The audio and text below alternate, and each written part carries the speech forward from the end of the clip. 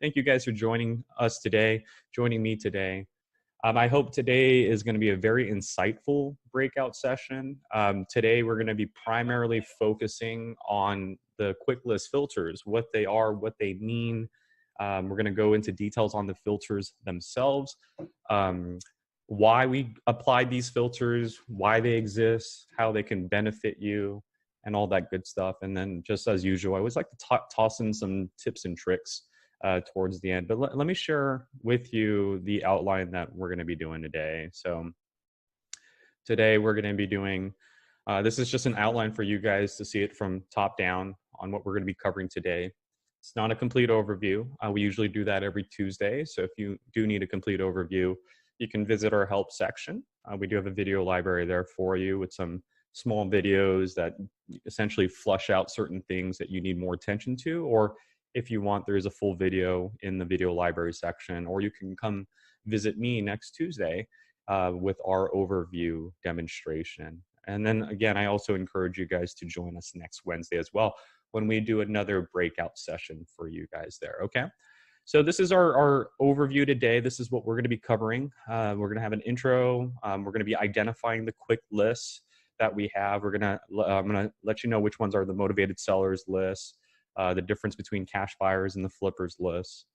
Then we're going to overview the filters. What does each filter mean? How to apply and utilize each filter, and then understanding contradiction filters. Because sometimes you guys will perform a search. Trust me, it's happened to me before, where you think you're doing a search, and then all of a sudden you get no results found. And the reason for that is probably filters are contradicting one another. Like you're asking for something on market, but then you want the status to be failed, right? Like that doesn't work. You can't be a property that's listed on market, but has a failed status, because a failed status is no longer on market. So there are small things that can occur that can cause you to just get no results found. So we'll be discussing that. And just like I always do, tips and tricks. Some of the things I'll be covering is what makes a seller motivated, finding the right cash buyers, list stacking and suppressing. We'll discuss that as well. Importing and filtering for those that have the list automator feature. So if you do have that, you might want to stay in. If not, I would still encourage you to stay to learn more about that aspect. And then identifying new leads with and without list automator. So again, whether you have list automator or you don't, I'll be showing you some tricks later on on how to identify new leads that fit your criteria, okay?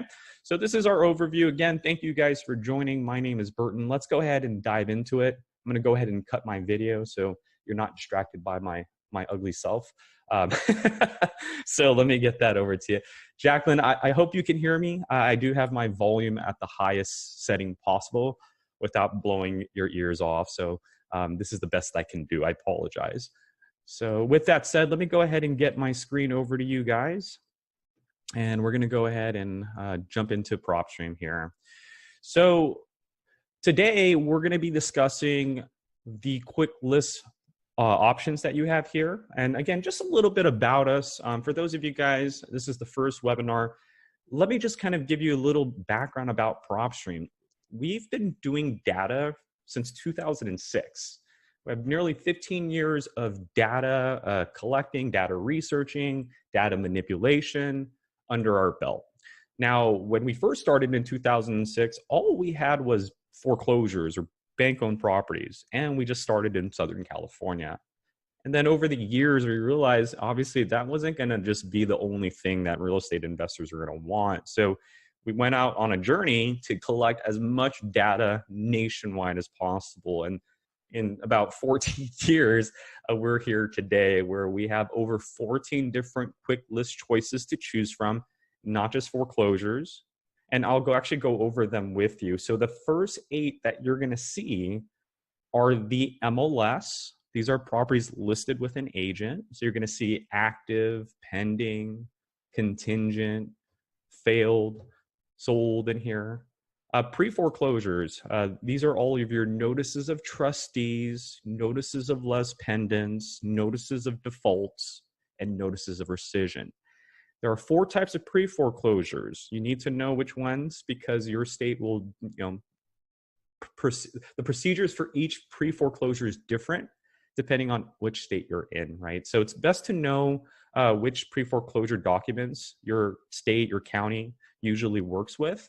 But here's just my rule of thumb.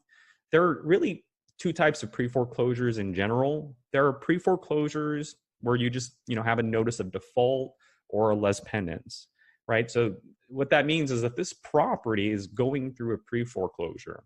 And then there's another type that's also included in this called a notice of trustee, which is also considered an auction pre-foreclosure. And that's really, in my book, working with PropStream for 7 years and looking at data for 7 years, I always like to categorize things, and that's how I've categorized pre-foreclosures. Again, there's 4 document types.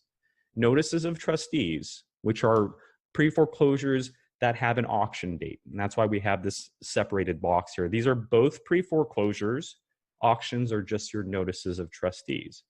Now, on top of that, in the pre-foreclosure area, not only do you have the auctions, notices of trustees, which we've separated for you as well, but in the pre-foreclosure box, you'll also have the notices of defaults and notices of les pendens. Now, there is some differences between the two. Les pendens, lender has to take the homeowner to court, judge has to decide whether there is a case or not. Default, not necessarily. Lender can just file default directly to the county, right?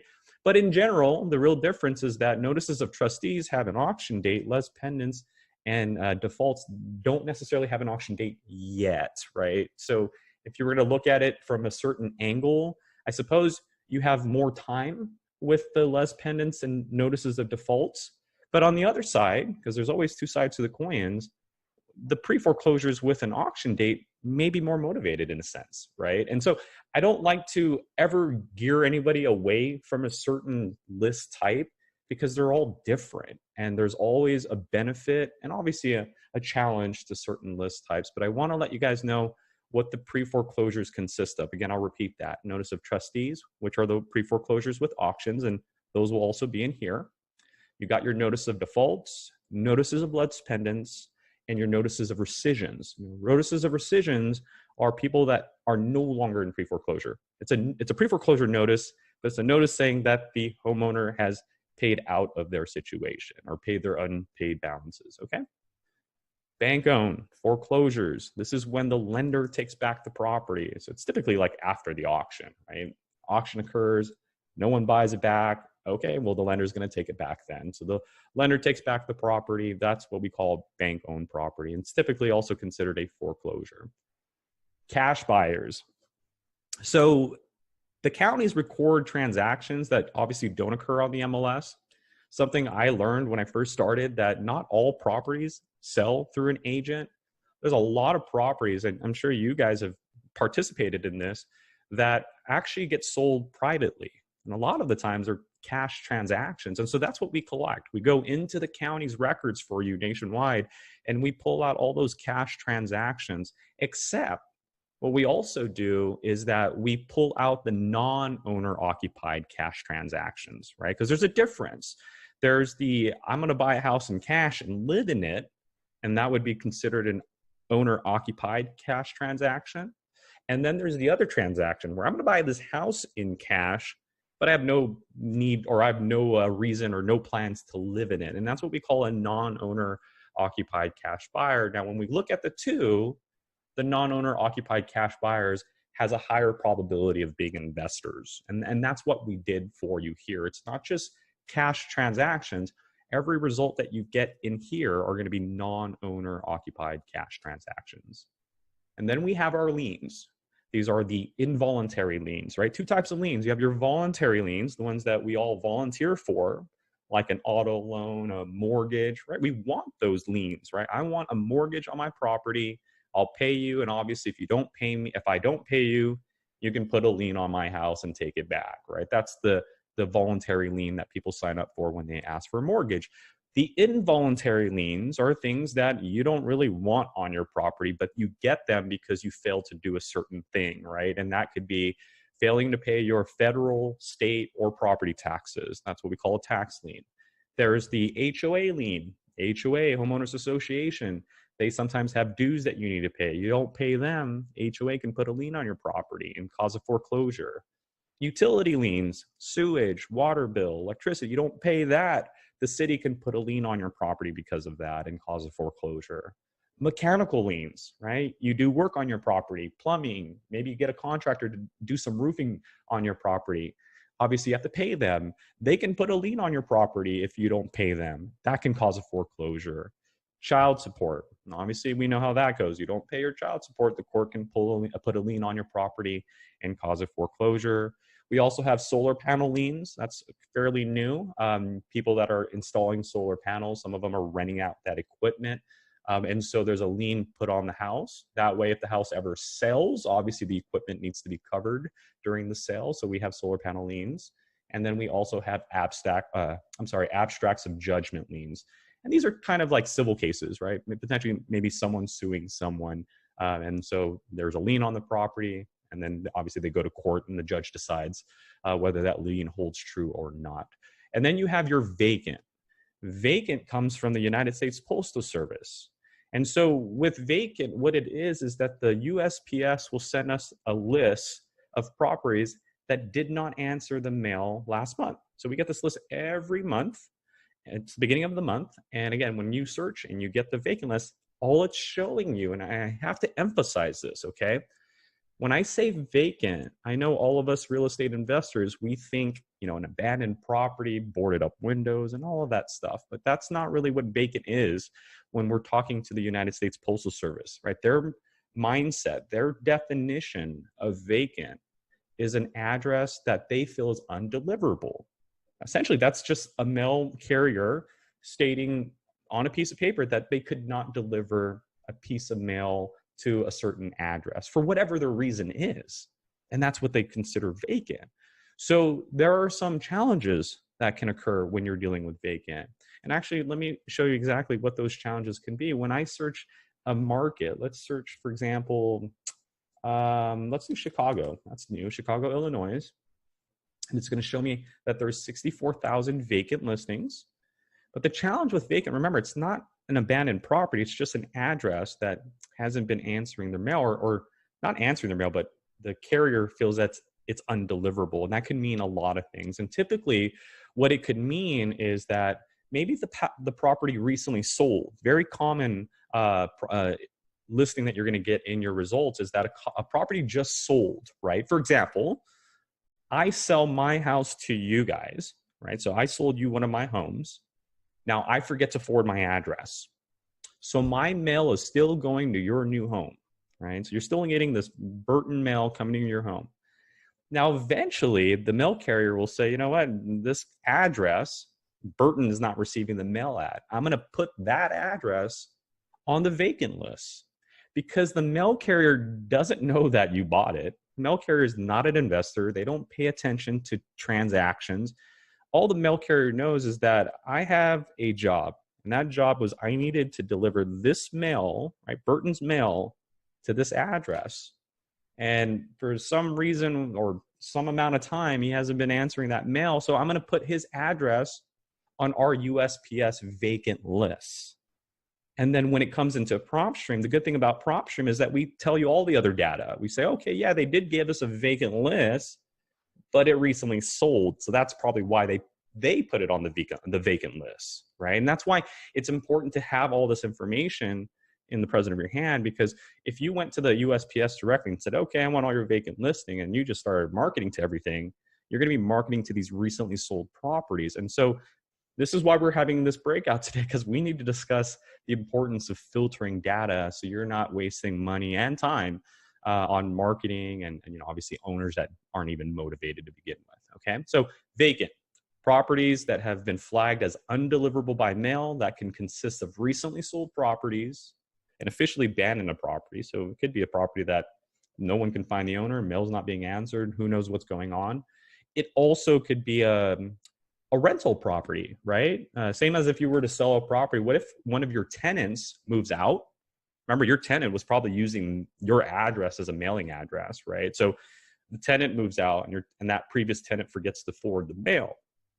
The mail carrier doesn't know you were renting it out. The mail carrier just knows that your tenant's not answering the mail anymore at that certain address. And so they're going to flag your address as vacant, even though you're using it as an investment property. But that's still a good thing, because now I get to see the landlords out there that don't have a tenant. So if I do, hey, a non-owner occupied property, 10 years of ownership, and it's vacant, that lets me know that there's a property that's been owned for 10 years and it's not occupied by the owner, and it's also not answering their mail, meaning it's probably not being rented out or no one's there, and that's a probable lead. Maybe that owner may want to discuss about letting that property go. So I wanted to discuss vacant because we get a lot of calls on that, and people call in and they say, hey, I was just driving by some of my vacant results and I saw that there was a for sale sign on the house and it was sold recently. And so just understand where that comes from, okay? And then we have high equity. So because we collect, estimated values, because we collect mortgage data as well, we're able to calculate an equity percentage. So if a property has 50% in equity or 100,000 or more in equity, it's going to be in this category here. So these are all the properties that have a lot of equity, okay? And so right here, we're identifying the quick list, and obviously based on the first 8, you can see who our motivated sellers are and then the cash buyers. But we do have more. So although these are the first 8 on our user interface, there is more in our filter quick list choices. So after high equity, we have free and clear. So free and clear properties with no mortgages. Essentially, at least we don't have any mortgage recorded. So most of these are owned outright.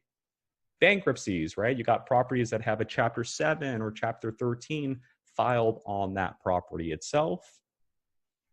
Divorce, right? You have people that are filing divorces. So we have those records. We have tax delinquencies. So tax delinquency is like the early start, right? So let's talk about like the chronological order of how taxes have to get paid, right? So everybody that owns a property has to pay property taxes. And it's either going to be something that's attached to your mortgage, or it's like a yearly thing or a biannually thing that you have to pay. But eventually you have to pay your taxes. Now, if you do not pay your taxes on time or don't pay it at all, you're going to be what we call a tax delinquent, right? And you're going to be on the county's tax delinquency roll. Comes out every year. Just shows us a list of addresses that did not pay their taxes on time, right? And so as you're searching, and so it looks like Chicago, we don't have the tax roll yet, but let's see if we have it for Miami. Okay, we have it for Miami. So what it's telling us is that there were 11,000 individuals as of last year that did not pay their taxes on time. Now, what happens when you don't pay your taxes on time is essentially you're on the radar of the county, right? Now, each county is different. Some counties probably only have a 1-year threshold where if you're on that list, you got a year to pay, maybe 2 years, 3 years. So know your county's procedures. It's very important because knowing your county's procedures lets you kind of understand the level of motivation that homeowner is, right? For example, if a person has a tax delinquency, but they don't get a lien until 3 years later after their first delinquency, then maybe they're not as motivated on the first year. But if you call them on the 3rd year and they still haven't paid their taxes, maybe that motivation is much higher because now the delinquency is going to turn into a tax lien, right? And then we all know what happens when you don't pay your liens. They turn into a pre-foreclosure. So this is like the early bird notice. These are people not paying their taxes on time. We get this sheet once a year. Some of the challenges that you'll be faced with this list is that we don't know if the person paid it off. We won't know until the following year, right? I'll give you a perfect example. If my taxes are due on February 1st and I don't pay it, right, I'm going to be on the tax delinquency list. So on June 1st, when LA County release or Orange County releases their tax roll, my name, my address is on that list.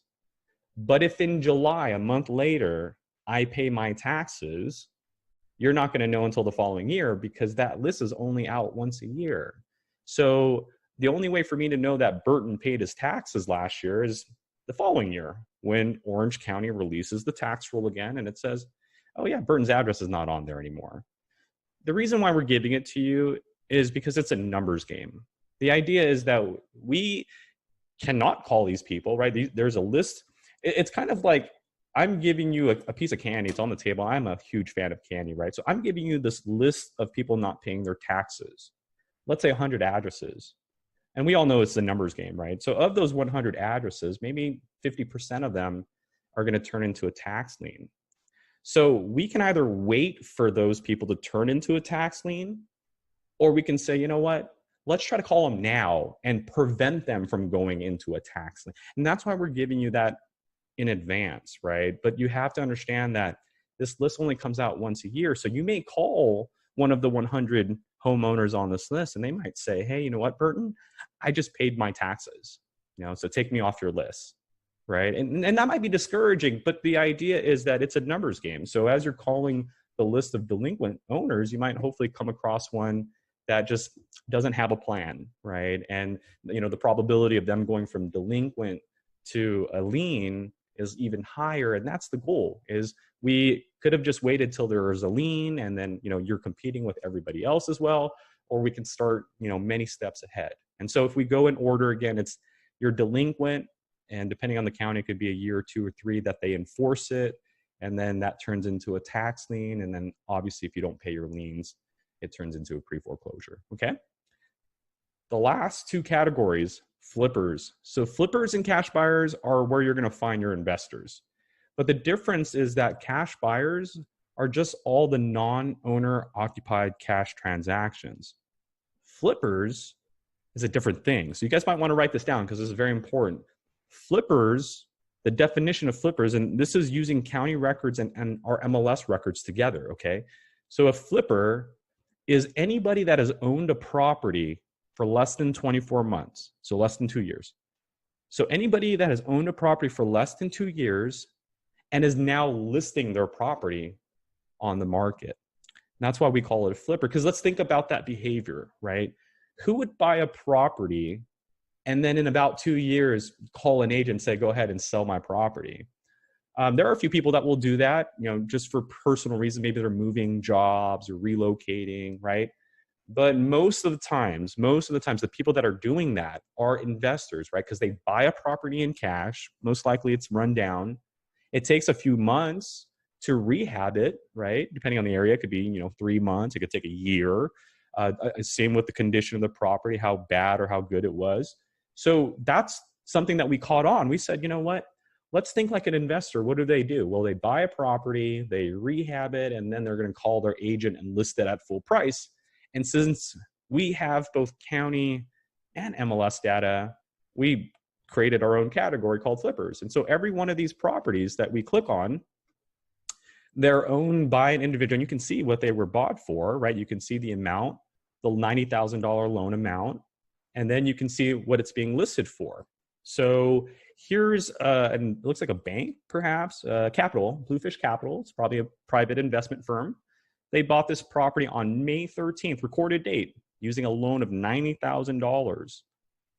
And then on May 27th, just a few weeks later, they're relisting it for $118,000. That's a quick flip, right? $90,000, flipping it for $118,000. Who does that?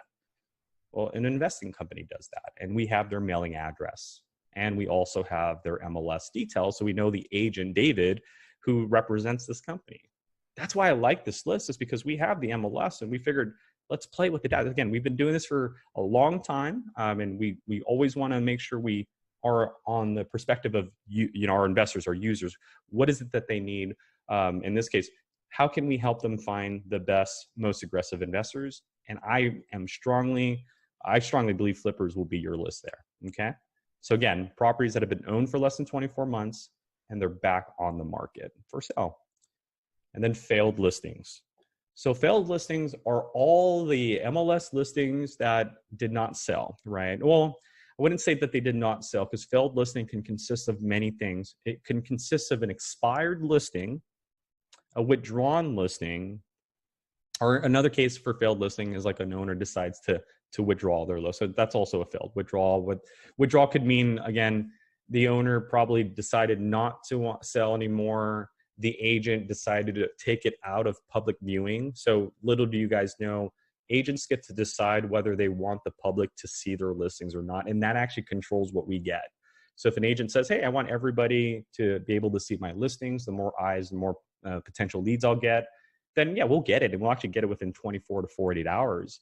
But if an agent, and there are many out there that say, you know what, I want to keep this listing private. I don't want to have another agent represent it. I don't want to split my commission with another brokerage.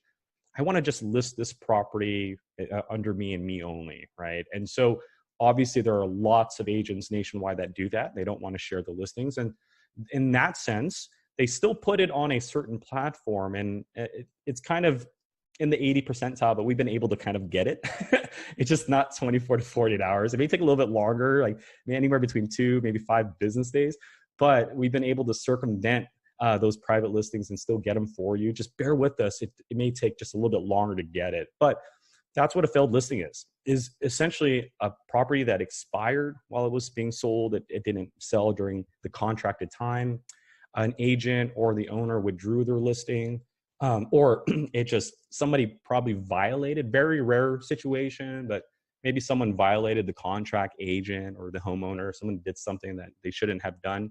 And so the listing was yanked as well. So these are our 14 categories, 2 of which, flippers and cash buyers, is your buyers list, right? So for everything else, it's typically where you can find motivated sellers. And then for cash buyers and flippers, that is your motivated sellers list. Okay, so wanted to go through every single one of our quick list choices in detail so you guys know why we have them and why we created them and what they can do for you at the end of the day. So now let's talk about the filters on the left-hand side, okay? Beginning with owner occupied. What is that? So anytime a person buys a property, they have to register that property as being an occupied property, like they're going to occupy, like actually make it their primary residence, or it's probably a secondary residence, so it's not their main property. And if it's not their main property, that's what we call a non-owner occupied property, right? And again, these are like your landlords. These are people that own multiple properties. So the cool thing is that you get to dictate what type of homeowner you're looking for. Are you looking for someone that occupies that property? And I think that's important too, because like if I wanted to knock on doors or if I wanted to send postcards, then to know that the owner is actually occupying the property I'm about to knock on the door or to send a postcard to is important, right? Because if it's a non-owner occupied property and I go knock on the door, the owner's not going to be there, at least what the data shows. And if someone is there, since it's non-owner occupied, it's probably a tenant or a family member or some sort, right? So just controlling whether it's occupied or non-owner occupied is important, right? Now, for non-owner occupied, why could that be important? Well, you've always heard people say, look for absentee owners because they're more willing to let go of a property that's not performing, right? So you might be that, absentee owner. You might own thousands of properties, and here's this one property out in the middle of nowhere that you've owned, and it's just been sitting there. It's, too much of a headache to rehab it. Nobody wants to rent out in that neighborhood. So it's a non-owner occupied property. It's one of your thousands of properties that you have. It's just not performing well. And so a lot of investors like looking for those types of homeowners or the property owners because it's almost like, well, I have a lot of properties. You can go ahead and, take that for the right price, right? So everybody has a different perspective. And there is no right or wrong way to use owner occupied. I just want to give you guys both avenues, right? If you're looking for someone that's there because your marketing strategy is knocking on doors or sending postcards, then you want an owner occupied property. What it also lets me know, again, this is just, using data to kind of conclude things, connect some dots here, is that an owner occupied property lets me know that there's a higher probability that that owner that's occupying that property doesn't have a second property, right? So when I call the owner and we just start discussing, pricing or whatever it may be, they may not have a plan B, meaning they don't have a second home that they can retreat to or just sell and then, pay their default or whatever encumbrance they have on their property. So these things play a huge role: owner occupied, absentee owner, not owner occupied, and then both. Maybe you don't care whether it's occupied or not owner occupied. You and your team do both types of leads. So that is what owner occupied is, okay? Occupancy status. We talked about vacant listings, and that's what this controls. So do you want a property that's occupied by the owner and the owner is answering their mail, meaning it's occupied? Or do you want an owner occupied property that the owner's not answering their mail, right? That's a red flag. Data shows you're supposed to be living there, but you haven't been receiving the mail as of earlier this month. Or you can do both. I want an owner-occupied property. I don't care if the owner is answering the mail or not answering their mail. I just want both, but as long as the owner is supposed to be living there. Now, when we deal with absentee owner, non-owner occupied, this actually changes the perspective, right? So again, owner occupied means the owner's there, and then this will mean that the owner's also answering their mail. So owner occupied and answering their mail, occupied, or owner occupied and they're not answering their mail. But if I do non-owner occupied, it changes this. If the property is non-owner occupied, so if this is your second home, it would be a non-owner occupied property, right? But if your second home is non-owner occupied, but then USPS says that it's occupied, that means that it's a non-owner occupied property with someone there, and most likely a tenant, right? Or maybe a relative you're renting it out to, who knows? So non-owner occupied and occupancy status occupied means that there's probably a cash flowing property with the tenant that you're looking into. So these properties here, again, let's click on one. It's been owned for 6 years, 6 months. It's non-owner occupied, right? The owners live in a whole different city, Medley, Florida. So here's a property they've owned for 6 years, but they don't even live in it. So they're probably renting out because it's occupied right now. Someone's there answering their mail. All we know is that Francisco's the owner, but Francisco doesn't live in that actual house itself. Okay, so that is what that means. Now, if I do non-owner occupied vacant, then that lets me know that here are these properties that aren't owned or that are non-registered owners. So the owners don't live there.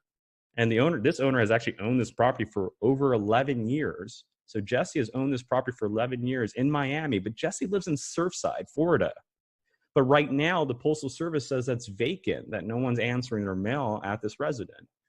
So Jesse owns this property, but doesn't even live in the city, and there's no one answering their mail there. So it's probably an abandoned property, or maybe Jesse's trying to find a new tenant, or maybe in this case, Jesse's trying to sell it. Yeah, it's active. See, Jesse's trying to sell it, and there's no one there right now. So as Jesse is listing the property, he's probably losing money on the property because it's not cash flowing, right? And so that is a potential problem that we may be able to resolve, right? And then Jesse might be able to give us, we might be able to give Jesse the right price to take ownership of his property, okay? So these two play a very big role on how dramatic you can change the perspective of the homeowner, whether the owner's there or you're looking for like a cash flowing property with or without a tenant, or owners there answering or not answering their mail, okay? Or you can do both. We'll keep it that way, okay? Next is property characteristics. So let's talk about property classifications. A lot of people realize that we have more than just residential property. Again, we've been in the business of data for almost 15 years. And yes, our main data set is residential. So we do have a lot of residential listings for you, but we also have commercial listings. We have commercial listings, we have office spaces, we have industrial spaces that you can look for. We have agricultural listings, we have recreational listings, transportation listings.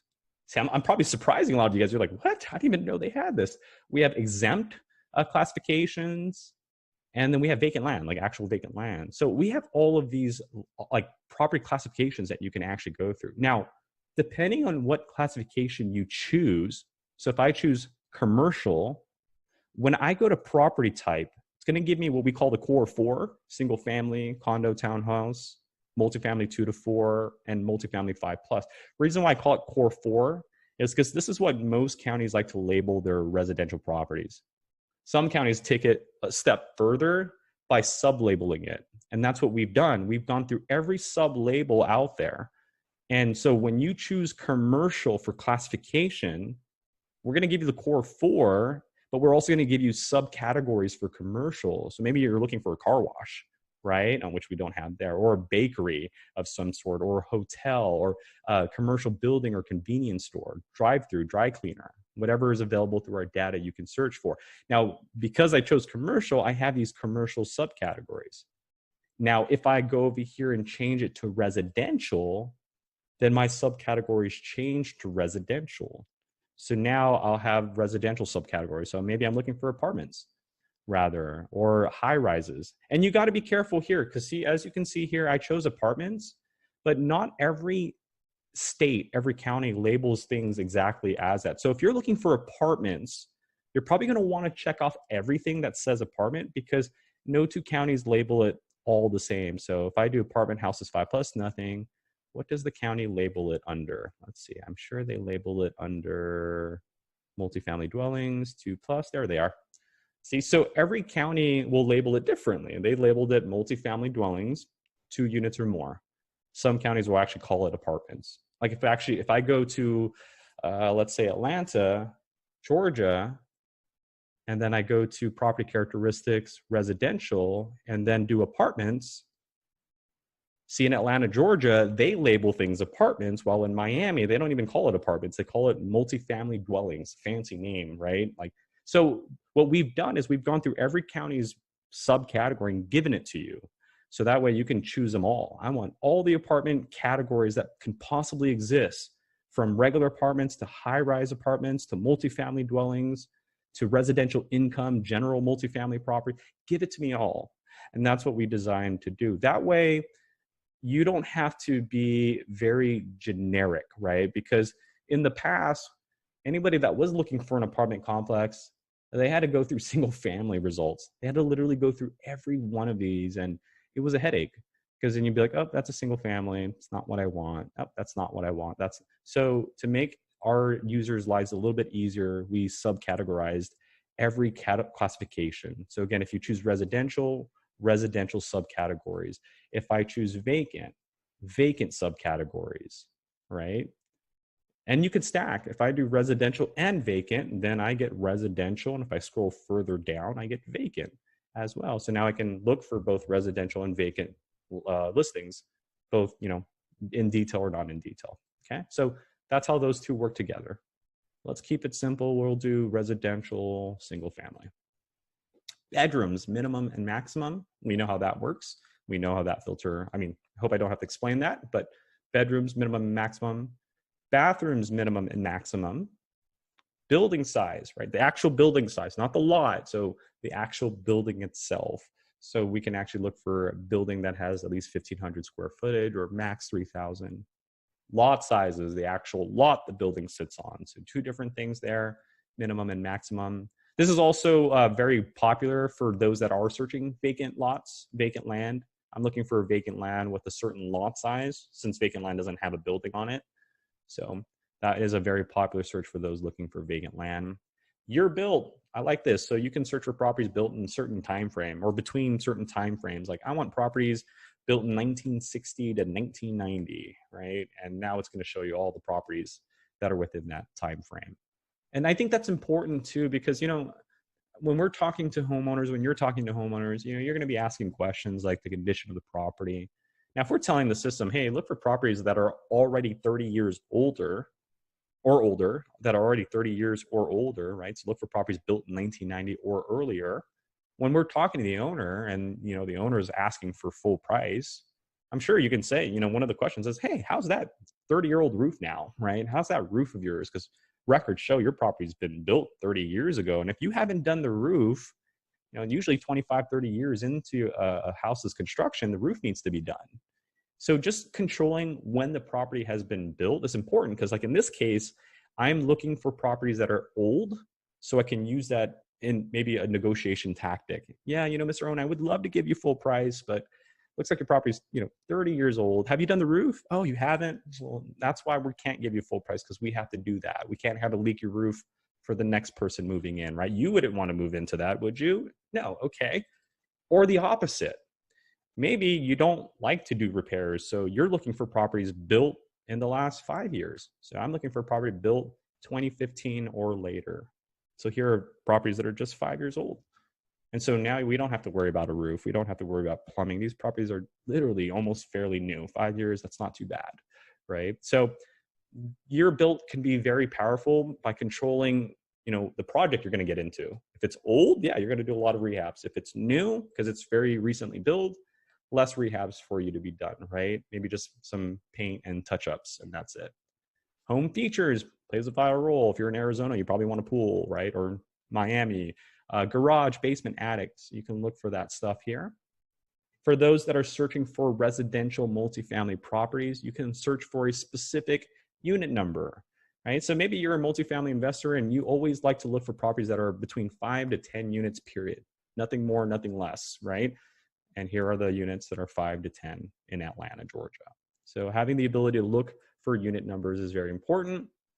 You can also identify school districts. It's big. A lot of investors are keen on finding properties within a certain school district because some school districts obviously generate more, faster sales.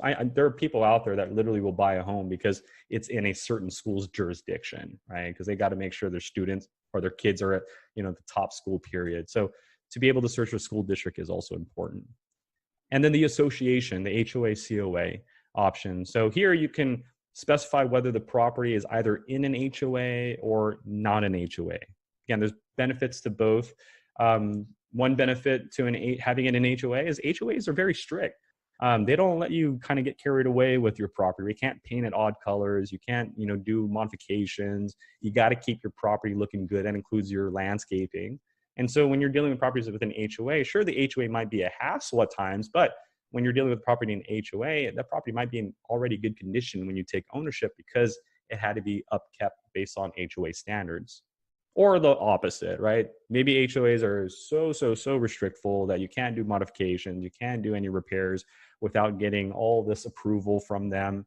So you're looking for properties that are excluded from the HOA, or maybe both, you don't care, okay?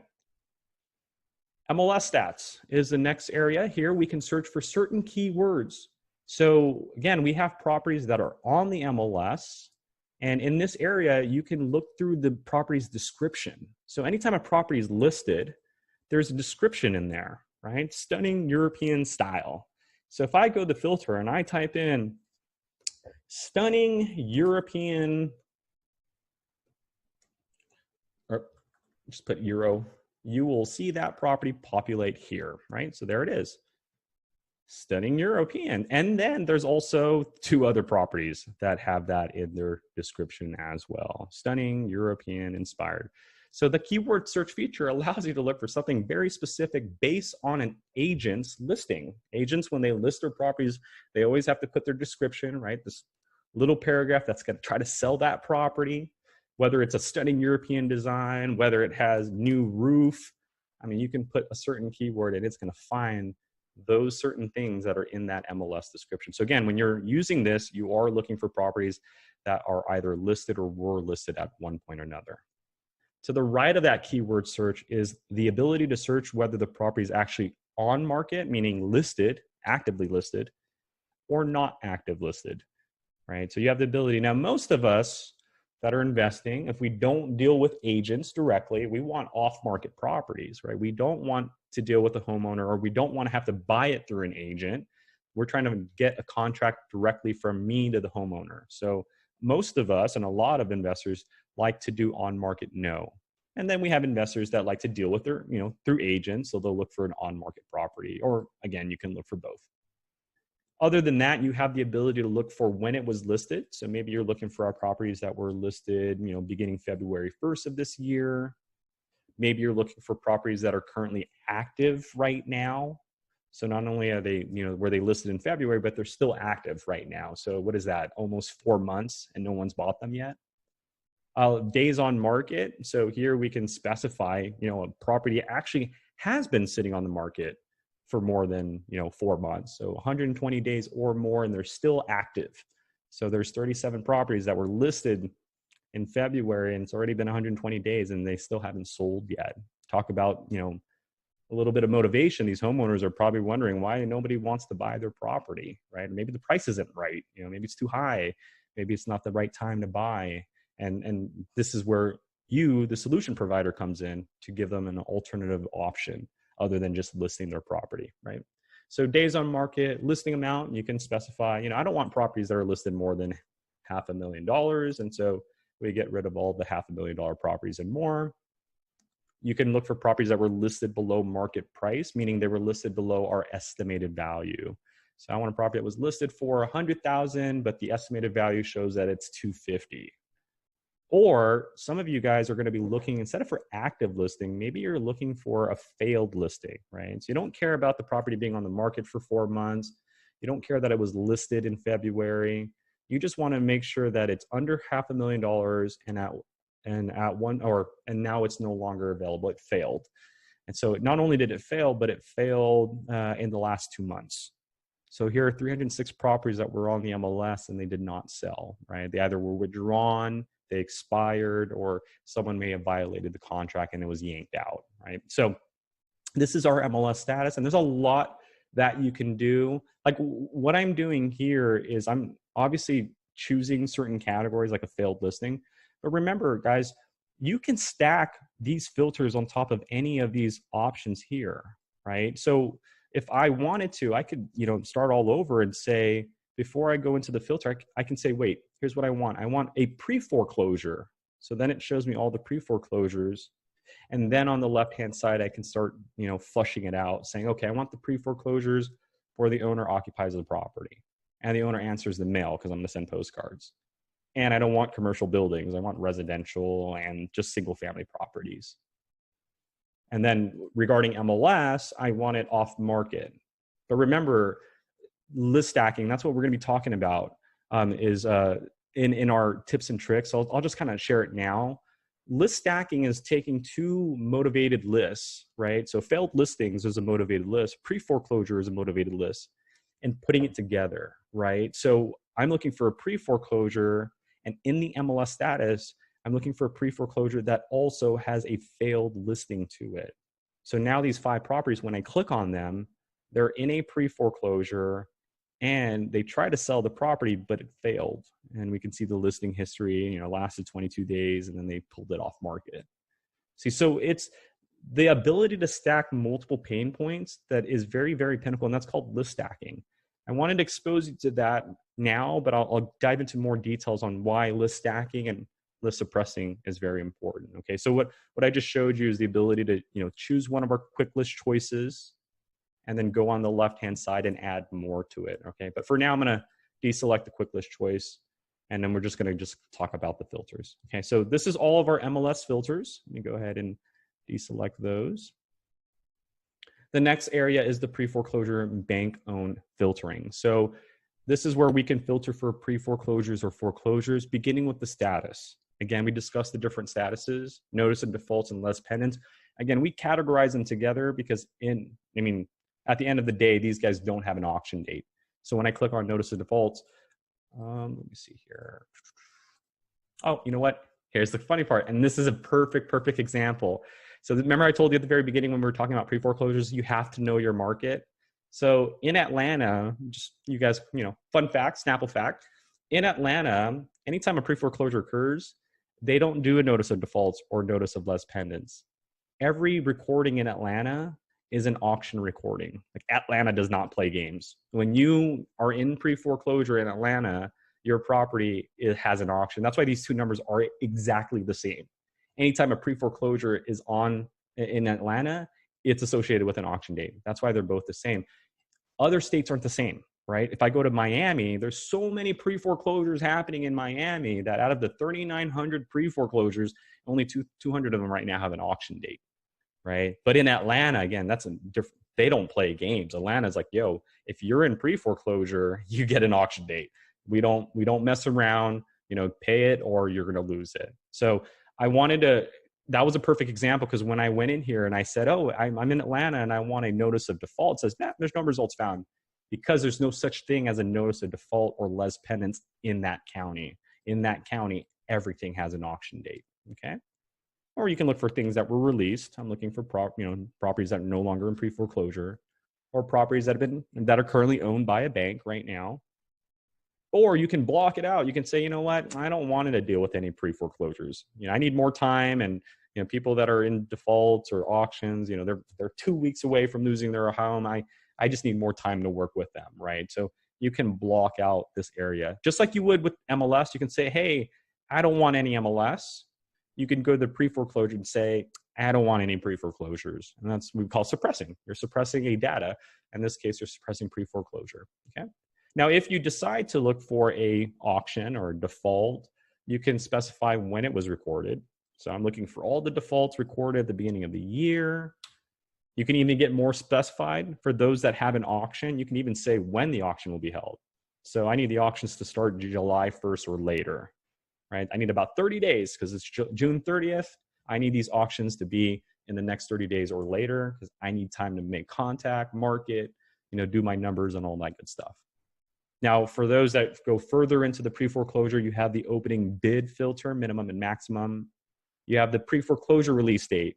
So you can look for people that were in pre-foreclosure. So maybe they're not in pre-foreclosure now, but maybe they were in it last year. And I don't know about you guys, but I have this model that, and it's not a model I came up with. It's a very common model that history has a tendency of repeating itself, right? And so maybe you're looking for someone that was in pre-foreclosure last year because there's a probability that they might go into pre-foreclosure again this year. So having an ability, again, to look for previously released pre-foreclosures is very important.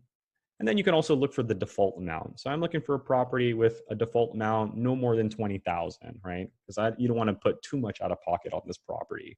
So you have that ability there. Once you're done with the pre-foreclosure bank own, whether you're adding these filters or suppressing this area, the next category would be ownership info. And in ownership info, we have years of ownership, which is an easy way of just saying, hey, you know what? I want a property that sold like 2 years ago. Well, I want a property that has a minimum 2 years of ownership, right? That just means that, yeah, it sold either 2 years ago or more. You can cap out the years of ownership. Maybe you don't want someone that owns it too long. Maybe you want someone that only owns it between 2 to 7 years. You can choose the type of owner, whether it's an individual, it's a corporate owned property, or a property that's owned by both an individual and corporate office. Because there's a lot of them that are out there. Or a trust. I'm looking for property that's currently in a trust's name right now. Let me remove these filters here so we can just talk more upon it. Last sell date. So this is identical to years of ownership. This is just being more specific. Like I use the last sell date if I'm looking for something under a year of ownership, right? So if I want something beyond a year, I'm going to do 1 year or more. That's as easy as that, right? But if I want something in like the last 6 months, then I got to use last sell date. And so what I do is I go back 6 months and I say, okay, I want all the properties that sold starting January 1st or later. So they're one in the same. One is more a detailed type of search. The other one is more of a broad, like blanketed search. I just want 5 years of ownership. But then I have certain investors that are like very keen on, hey, I need to make sure this property was bought in June of 2019 of last year and July of 2019 of last year, right? So like, again, you can be very, very, very specific if you want. It's up to you. So as you can see, 4,000 properties sold within that last year, 1 month time frame. Okay, 2 month time frame. Last sell price, you can specify how much that property sold for.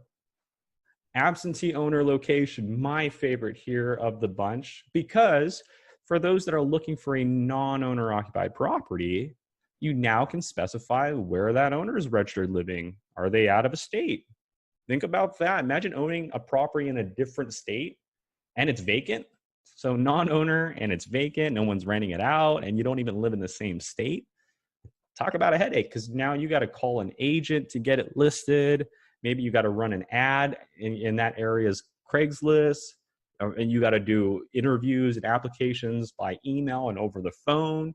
So when you're out of state and you own a property, everything's done remotely, right? It could be a headache. And so just knowing where the owner is and controlling that allows you to, in theory, control that motivation.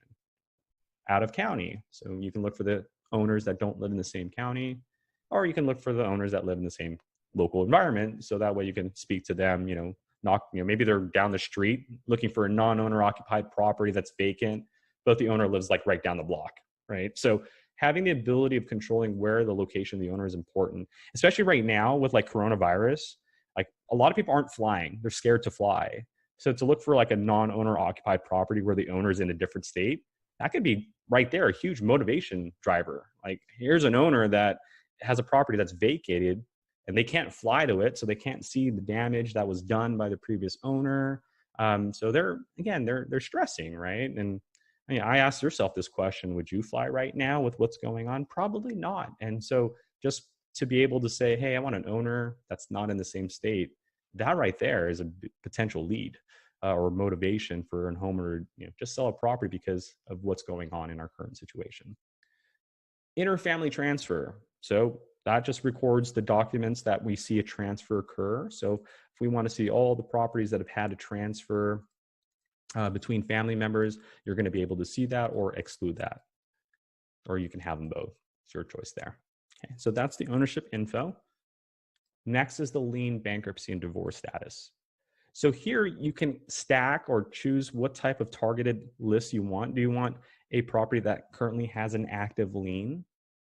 And if you do choose the lien to the right of that, you'll be able to specify what lien. And again, we talked about this. We have tax liens, which are federal, state, and property taxes, HOA, mechanical, utility, solar, child support, and other, which is someone like an abstract of judgment, someone being sued, and so forth. Okay.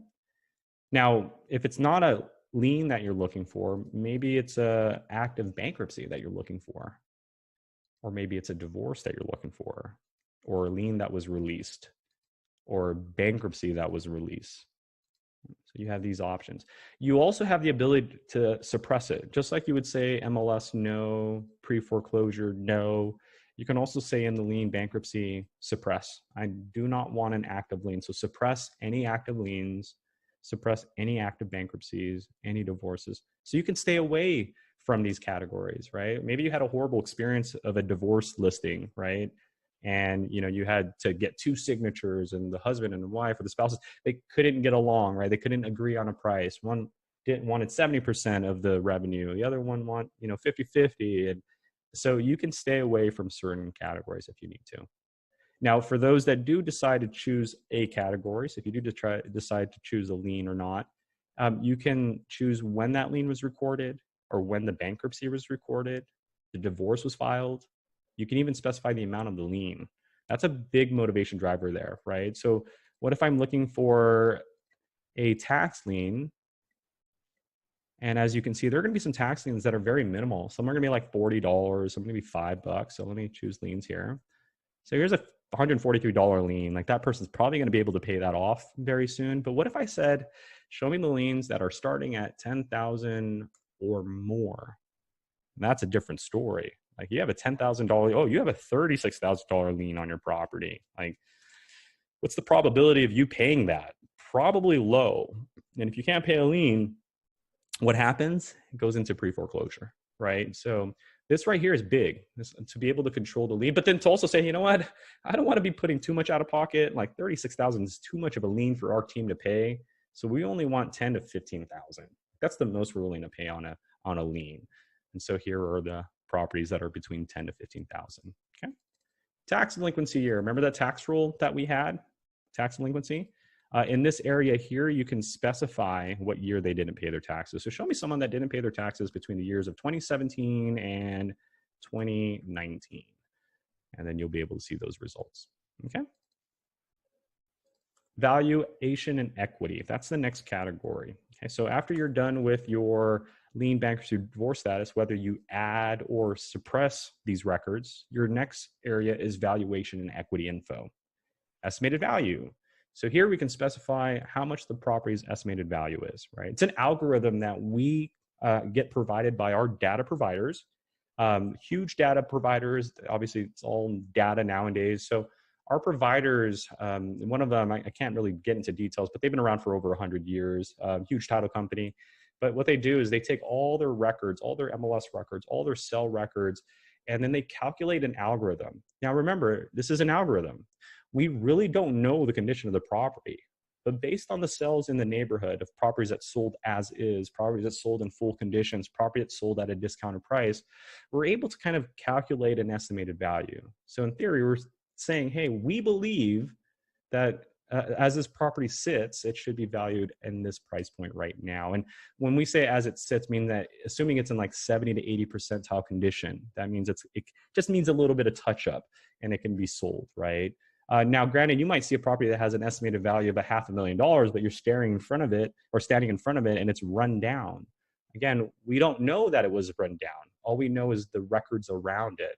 But that's a good sign, because if that rundown building gets rehabbed, then the records show that it could potentially sell for $500,000. At least the values in the areas are showing that, right? So this right here, it's not I don't want you to think that estimated values in our system are 100% accurate. They're not. It's an algorithm. We don't know every physical property's condition. So just know that although you can control, properties that are no more than $500,000 or not all the values are going to be 100%. That's why we give you the ability to run comparables. If you guys were in our overview, or if you guys go into the help tab, you'll see how you can run comparables physically, like do it yourself, to get a real estimated value of the property using MLS sold records and public sold records as well. But here, it's just a quick way of just saying, get rid of those $1 million properties really quick, right? Based on our numbers. Estimated rental income. Some of you guys are cash flowing investors. And so you got to make sure that that property will at least rent out for $1,800 to $2,500 a month, because you're going to use a mortgage on this property. And you want to make sure that your $1,500 mortgage, when you rent out for $1,800, $2,500, it's going to not only pay your mortgage, but cash flow at the same time. Okay. Growth.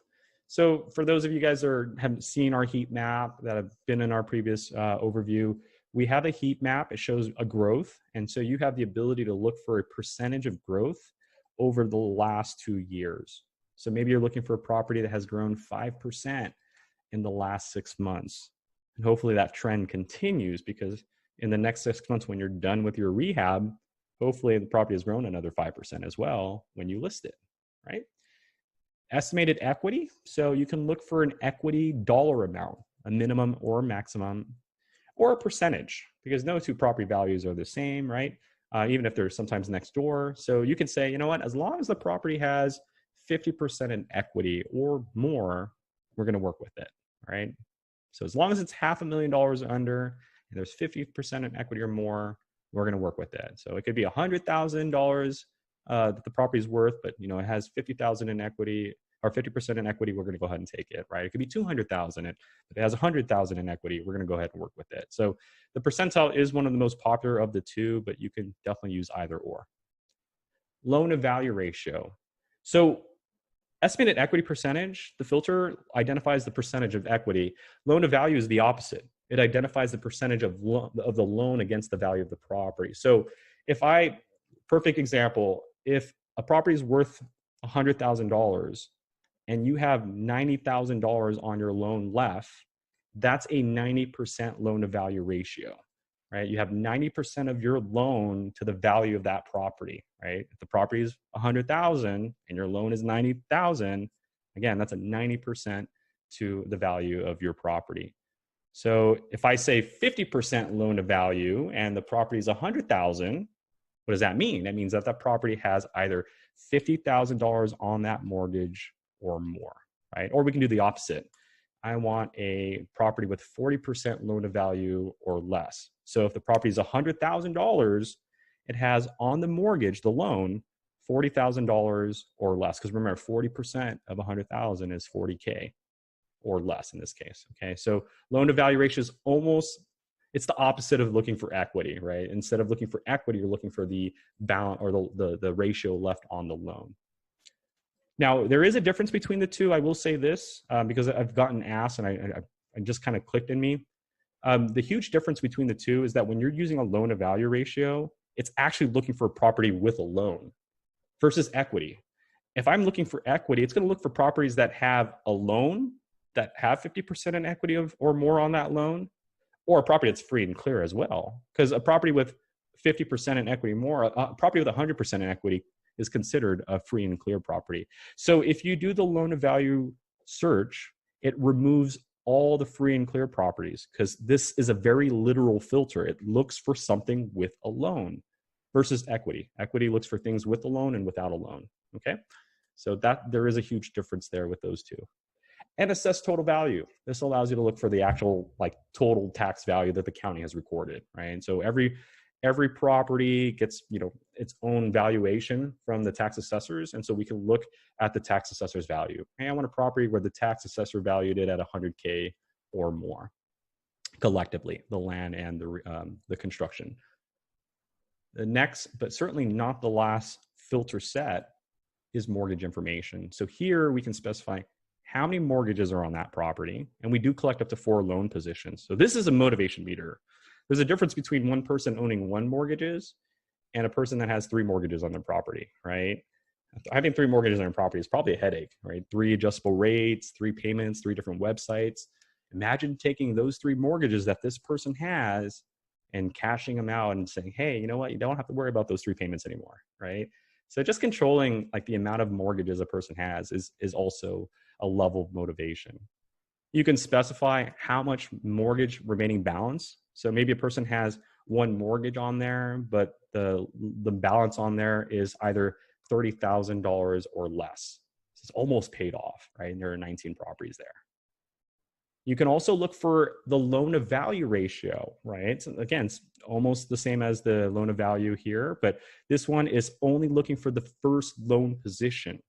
So I can look for a property that has 2 loans on it, but all that matters to me is that that first loan has at least 60% in equity or more, because the first loan is really the most important of the bunch. Now, this is important for those buying notes. We have investors that love to buy notes, so they like to look for properties, that have multiple mortgages or maybe 1 mortgage, but that mortgage that's on that property has a lot of equity on it. So here I'm looking for properties that have 2 mortgages, but that first mortgage has 60% or more in loan to value ratio, or I'm sorry, let's go the opposite, 60% or less. So it has at least 40% in equity there, okay? And then first loan to current value dollar amount. So instead of a percentile, we can just say, we want a property where the loan is, $40,000 or less. Okay. We have those 4 properties. And then the last set of filters are the ability to include or exclude, or do both, cash buyers, free and clear. And cash buyers, again, are documents showing a cash transaction. Free and clear are properties showing that they own no mortgage or have no mortgage on them or no recorded mortgage on them. And then seller carryback. This is new, but what a seller carryback is a private note. So if you're a homeowner, you don't have to sell it through an agent. As a matter of fact, you can sell it privately. You can create your own contract, and that's what that is, seller carrybacks. There are a lot of properties out there where the homeowner has pretty much acted like a bank. They create their own note, their own payment plan, their own interest rate, and then they put it on contract, and then they're leasing it. So this allows you to see all the properties that have a seller carryback note on them. Okay, so this is our very comprehensive filter. Everything here was designed for a reason, right? And so that's what each of our filters mean, how to apply and utilize each filters, and then understanding contradictions. So let's talk about that. So a contradiction is when you're looking for something, but it doesn't make sense, right? For example, the first one I gave you earlier is I'm looking for something that's on market, right? So there's 79,000 on market properties here in Atlanta. But on market means it's on the MLS. But then I go to the MLS status and I say, hey, you know what? I want something that's on market, but it failed. That doesn't work. How can something be failed but also be on market? It's an oxymoron, right? So another contradiction is this one right here. I'm looking for, and there's a lot of contradictions that you can find. I'm looking for an owner-occupied property. So the paperwork says the owner lives there. But in ownership info, I say, well, they're out of state. How can a person be in 2 places at once? How can you be registered as occupying a property in Atlanta, but then also be in a different state at the same time? You can't. That's why it says no results found. It's a contradiction. So there's a lot of contradictions. Anytime you get no results found, it's either one of 2 reasons. Either you added way too many filters, so you stacked way too much, or there's a contradiction in your filter where you're asking for something, but then you're also not asking for it, right? Again, I want a pre-foreclosure, but then I go to pre-foreclosure and say, remove pre-foreclosures. How can you do that? How can you ask for pre-foreclosures and then exclude foreclosures? You're gonna get no result. That's a contradiction. So understand the contradiction. There's a few there I wanted to show you guys that, again, if you're not paying attention to your filters, it can cause some troubles for you. And then let's talk about the tips and tricks here. What makes a seller motivated, finding the right cash buyers, and list stacking. So this right here, we're gonna cover the first 2, list stacking and what makes a motivated seller. And I'm a visual learner. So what I've done for you guys is I've created this beautiful, what I call the motivation meter graph, right? So I've dealt with investors for the last 7.5 years. I've played with data for the last 7.5 years. Just a little background on me.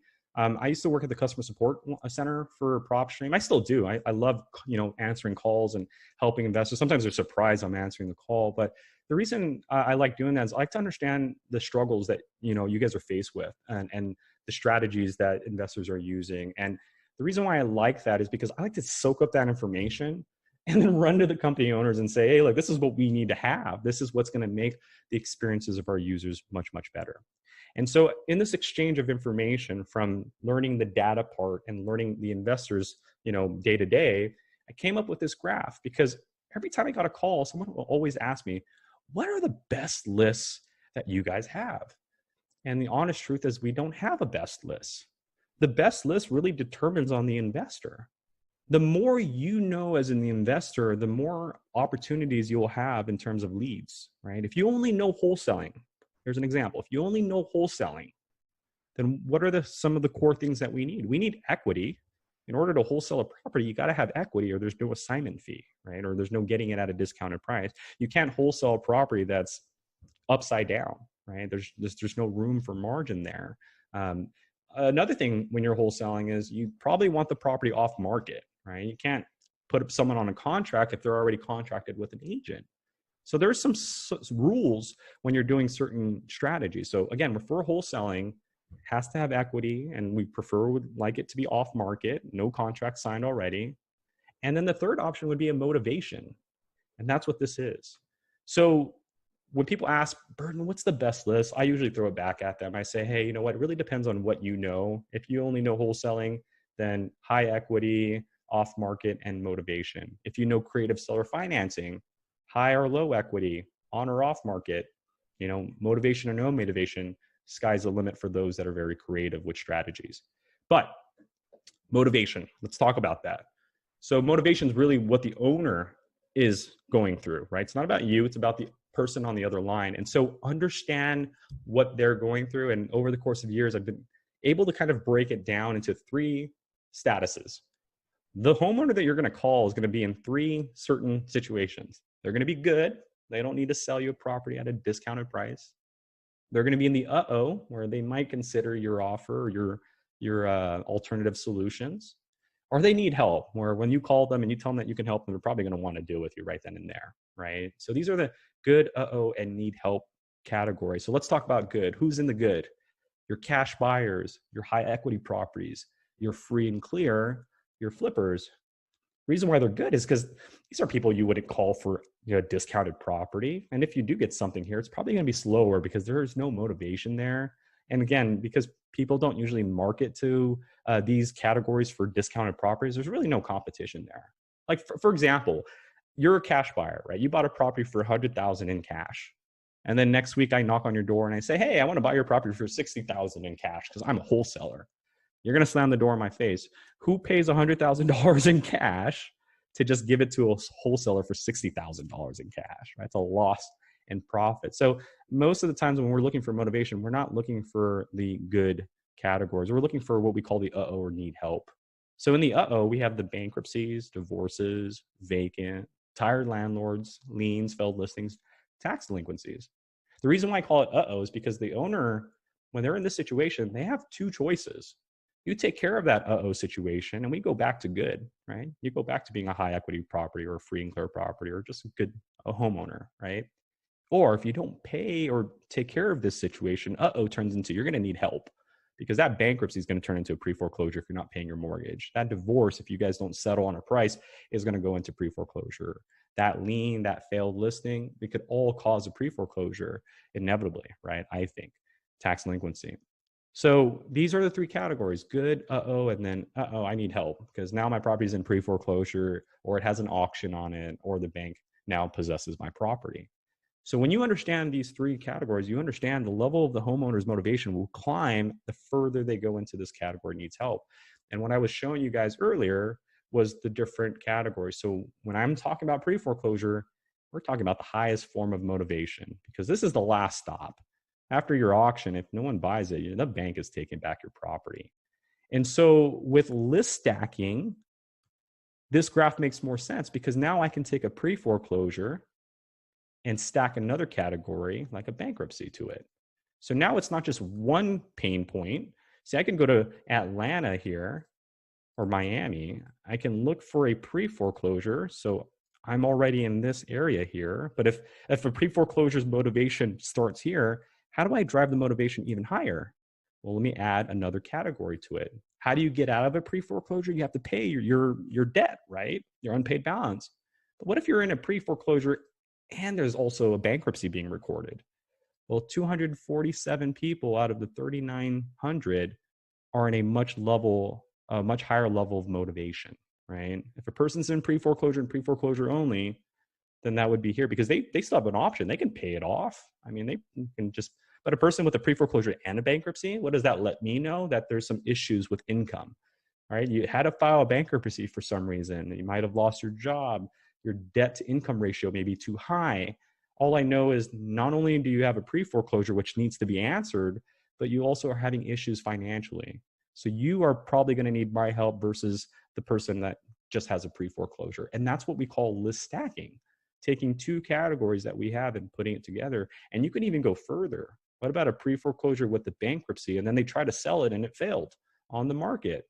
So pre-foreclosure has an active bankruptcy, MLS status, failed.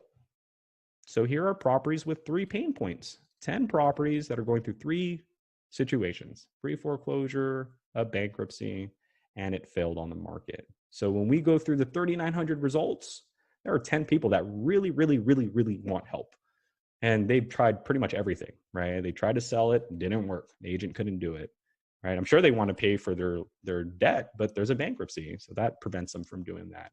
And the bank is going to take their property eventually. So list stacking allows you to take these categories and drive that motivation higher. But let's talk some realities when we do that. When you're in a need help category, pre-foreclosure and auctions, there's some benefits to this category, right? To this area. You're going to get some huge discounts. Beggars can't be choosers, right? A lot of the properties here may have not been taken care of. Owners are so distressed that, trying to sell it for, and list it for 6 months at full price won't help. So because, time is of the essence, you're able to kind of get a discount on it because of that, the level of desperation that they're in. Faster closing. Yeah, I mean, that actually is a reality because you're dealing against time. When you're calling a person with an auction and they have an auction in July, well, that gives us about only 30 days to get this deal done, right? Market it, get a buyer, and hopefully get everything to the title and done, right? So it is, in theory, a faster closing, but it's also very competitive because of that. A lot of people want their money right away. A lot of investors want to close deals right away. A lot of investors want big discounts. That's why pre-foreclosures and auctions and foreclosures have known to be very competitive, right? Now, I'm not telling you shouldn't do it. Should still do it. Just be creative with marketing, perhaps, because that I think is going to be a very important part when you're dealing with competitive areas. It's just the level of marketing will change. So how do I beat out my competition if all they're doing is pre-foreclosure and I'm in an area where pre-foreclosures are very competitive? And that's what I call list suppressing. List suppressing is what I showed you guys earlier, which is going into Propstream and saying, I don't want anything on market. I don't want anything in pre-foreclosure, right? So let's use this graph for example. If we know pre-foreclosures are highly motivated homeowners, well, we know that people don't just wake up in pre-foreclosure overnight. Something happens, an uh-oh happens, right? And then they go into pre-foreclosure. So I can either wait till the homeowner goes into pre-foreclosure and compete with everybody else, right? You guys, or I can say, you know what? I'm gonna build relationships. I'm gonna start earlier. I'm gonna look for someone with a lien, but that person doesn't have a pre-foreclosure. So when I go to Miami, I'm gonna go into the filter and I'm gonna look for a lien. Again, I'm gonna make sure it's off the market, but this time I'm gonna make sure it's not in pre-foreclosure. And so I have 14,000 records, right, that are not in pre-foreclosure yet. They're here. These are my liens and they're not in pre-foreclosure yet. So they're right here.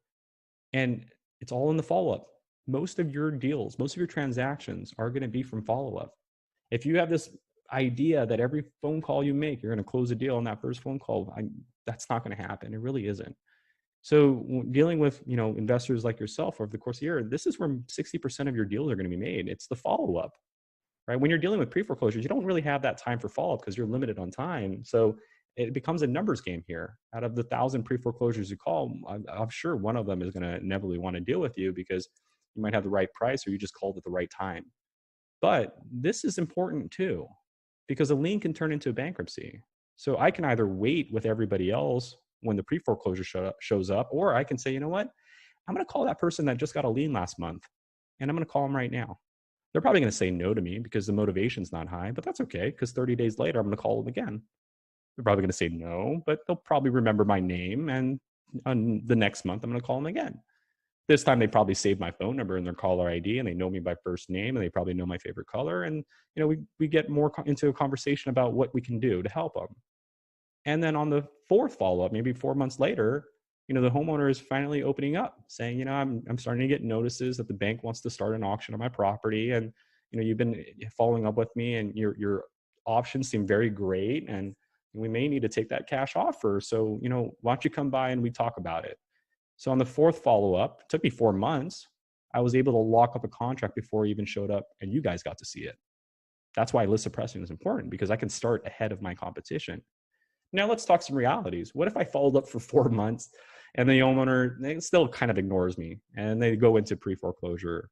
Well, what happens then? I'm still going to look good, because when that homeowner goes into pre-foreclosure, all these other investors are going to start calling, right? Because they want the big discounts. They want these faster closing. That's why it's very competitive, because this is like the forest fire, right? You're a firefighter and the forest is on fire and you get paid to put out fires. So yeah, if there's a fire going on, you're going to run to it and put it out because you're going to get paid on that. This is the smoke. This is the fire that hasn't erupted yet, right? So while you're looking for fire, I'm looking for the smoke. And I'm going to try to solve that smoke before it turns into a fire. Now, if that smoke turns into a fire and you guys start calling, I'm going to still look good, because when I call, the owner is going to be like, man, all of a sudden these people are calling me and they want to help me, but you've been there for 5 months. I'd rather deal with you, Burton. You're more trustworthy than these investors that are just all of a sudden calling out of the blue, telling me that, they can help me and I should trust them, right? As a matter of fact, Burton, and when you remember the time when you first called me and I cussed you out, I'm surprised you're still following up with me, right? And that's what building rapport is. That's why it's important. And in any sales career that you go into, whether it's selling video games, selling houses, selling cars, most of your transactions are going to be from rapport, from relationships, building relationships, right? Not too many times you're going to get a deal on the first phone call. You might, and I hope you do, but again, most of your deals are going to be from follow-up. So when I'm suppressing, I'm starting earlier, but I have to understand that it's going to take a little bit longer because the motivation isn't as high as a person with a pre-foreclosure and a bankruptcy, okay? And that is our list stacking. So we're about to wrap it up. Finding the right cash buyers. As I told you guys earlier, just two areas there. The first one is using our cash buyer records. And so already these are all non-owner occupied properties. What I would recommend if you're looking for cash buyers, right, there's two ways to do it. You either have a contract and you're looking for a buyer for that contract. If that's the case, you can use our cash buyer records, but there are some key things that you need to do. You need to identify the type of property that they're buying, right? So if you have a property on contract and it's a residential single family property, then you want to find a cash buyer buying residential single family properties. Maybe the property you have is a 2 to 3 bedroom, so you want a buyer that's buying 2 to 3 bedrooms. Okay, so apples to apples there. The next important part is the time frame of the cash transaction, because we carry cash transactions from a long time. If you actually go to the very last page, you'll see we have cash transactions from like 1994. I don't know if the person that bought property in 1994 in cash is still going to want to buy properties today. So what I would recommend is, if you're looking for cash buyers, identify or match up the property characteristics to the contract that you have, and then go to years or ownership info and specify when they bought it, right? Maybe you're looking for cash buyers that were buying properties starting at the beginning of this year. So show me all the cash transactions starting January 1st of 2020 till today that bought a residential single family 2 to 3 bathroom, and here are my 300 cash transactions. And then you can click on the property and you can see the cash sale, see the sell amount, and see who the buyer is and the buyer's address. Okay, so that's the first way to find an investor or cash buyer for your contract. The other one is using the flippers list. Because remember, what that means is someone that bought it and then they put it back on the market. So same thing, instead of using cash buyers, we're going to choose flippers, and then we're going to match up the contract, right? So if I have a single family property, residential, it's also 2-3 bedroom, I'm going to want to look for the flippers that are flipping residential single families that are 2 to 3 bedrooms. And then when I do that, there's no need to put the years of ownership or last sale date, because again, we've already done that for you. We put the 24-month time frame in there. So all I need to do is just look for flippers, the type of property they're flipping, and maybe the type of flipper. Maybe I want an individual flipper because I like building individual relationships. I don't like talking to corporations. I want to talk to these actual investors, like people investors like yourself. So I'm going to look for all the individual flippers buying or flipping residential single families. And here they are.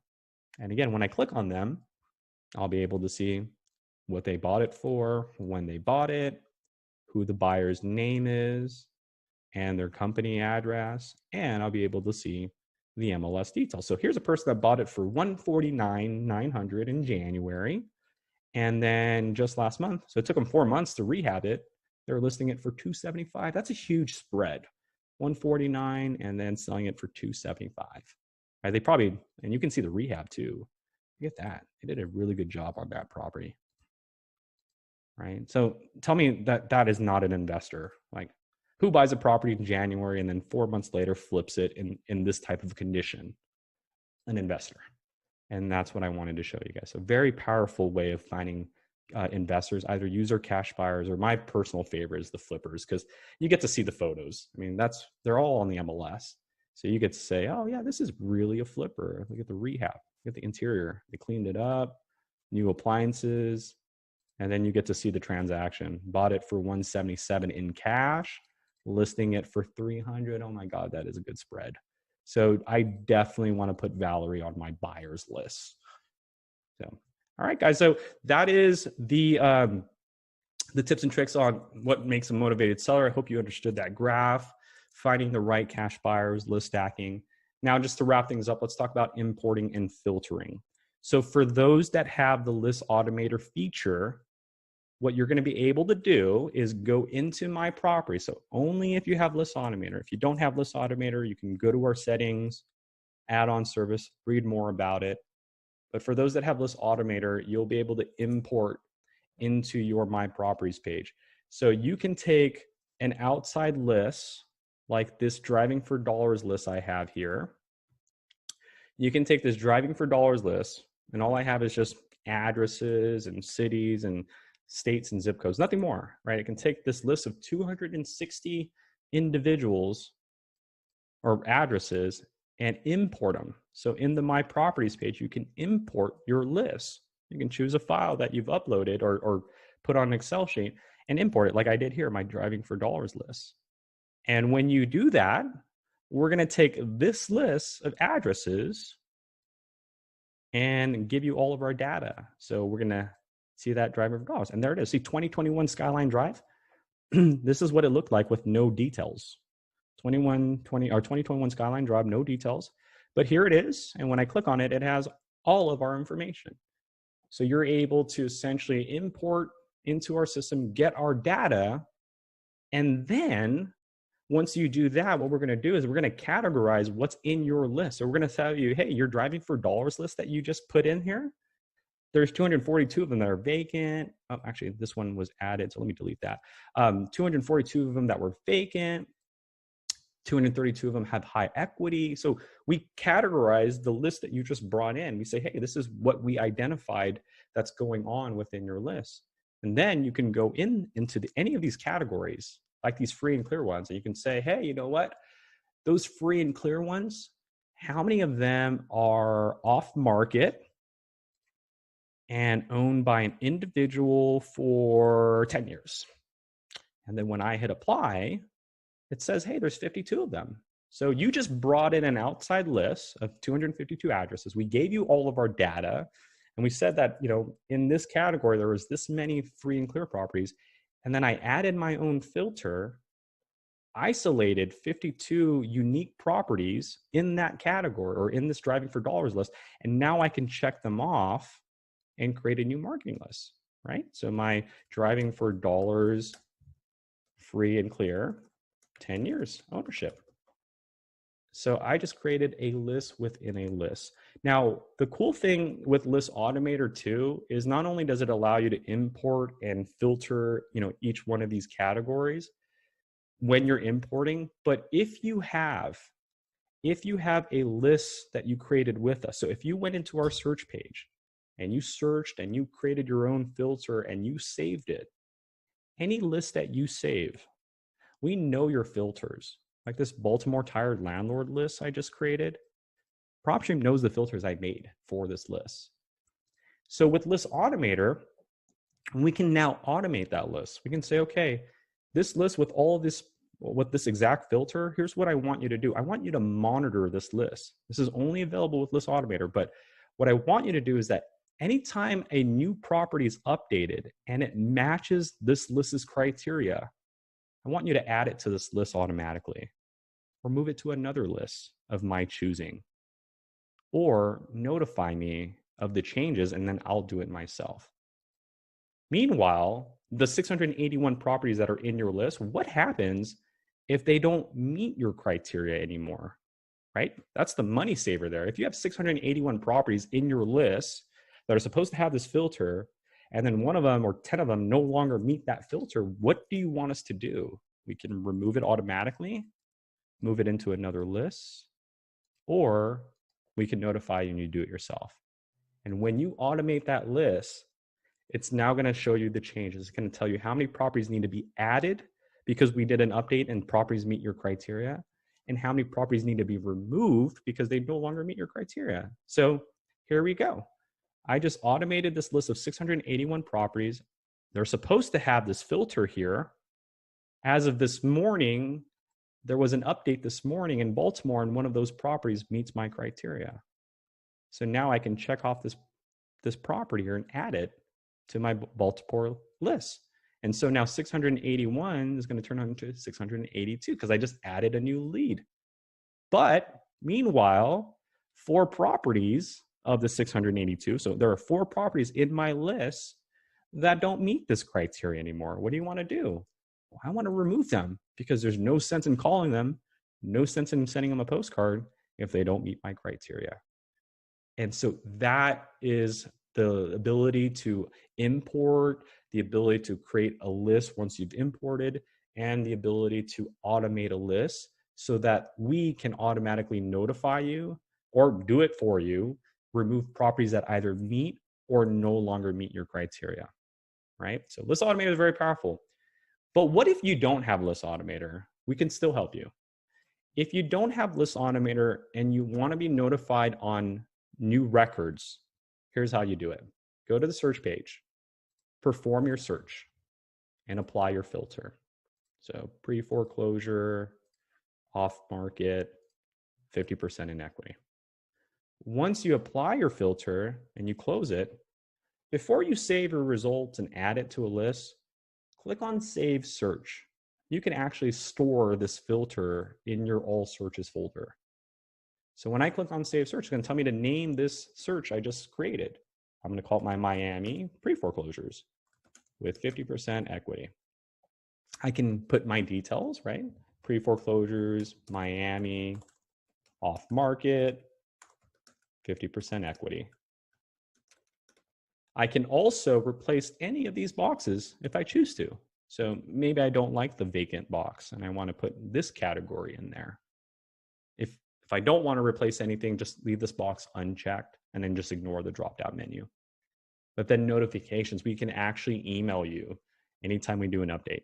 So if today we had 1,700 results, if we save this filter and tomorrow 10 more properties show up with this criteria, we could email you immediately or daily or weekly, your choice there.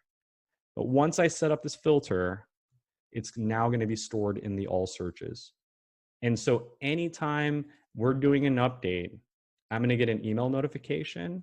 And let's see if I can find one here. See if I can give you guys an example of what it's going to look like when you get that email notification. Hold on one second here. See if I have one. It's been a good while. since I've got it, PropStream, up here it is. So this is what happens when you get an email notification. It is going to give you this. It'll say 3 new properties have been added to your Riverside's auctions after July 1st. And it's going to tell you the 3 properties that were just added to that save search that you perform, right? Notification of new properties added to save search. So when I get this email, I'm excited because now I'm going to run back into PropStream. I'm going to log in. It's going to show me everything's blank. I don't have to do that search all over again. I just go to all searches and I look for that Riverside auctions after July 1st. And it shows me the 3 properties because the newest ones are always the lowest numbers. So these 3 properties, 6925, 411, and 5825 should be the first 3. And there they are. And so now all I need to do is just check those guys off and ignore the rest because the others I've already saved last time. So I just need to check off these 3 and then add those to the same marketing lists or create a new marketing list. And we call it a day. So guys, that is everything about our filtering, list stack. I literally gave you everything I've learned in like 7 years of data. I hope you guys enjoyed this. Again, my name is Burton and I'm now here to answer questions. I mean, if you guys want to poke at my brain, feel free to go at it. But I hope everything I was able to show you guys sheds light on why these filters are even there, how these filters can be combined together to find unique leads, how these filters can be suppressed so you can stay away from your competition, and how you can take advantage of, the list automator and all that, okay?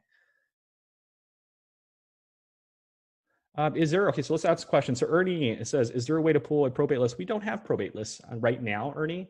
But if you do have a probate list, this would be a great opportunity to use our list automator. Just like I showed you with the driving for dollars list, think of that as a probate list, right?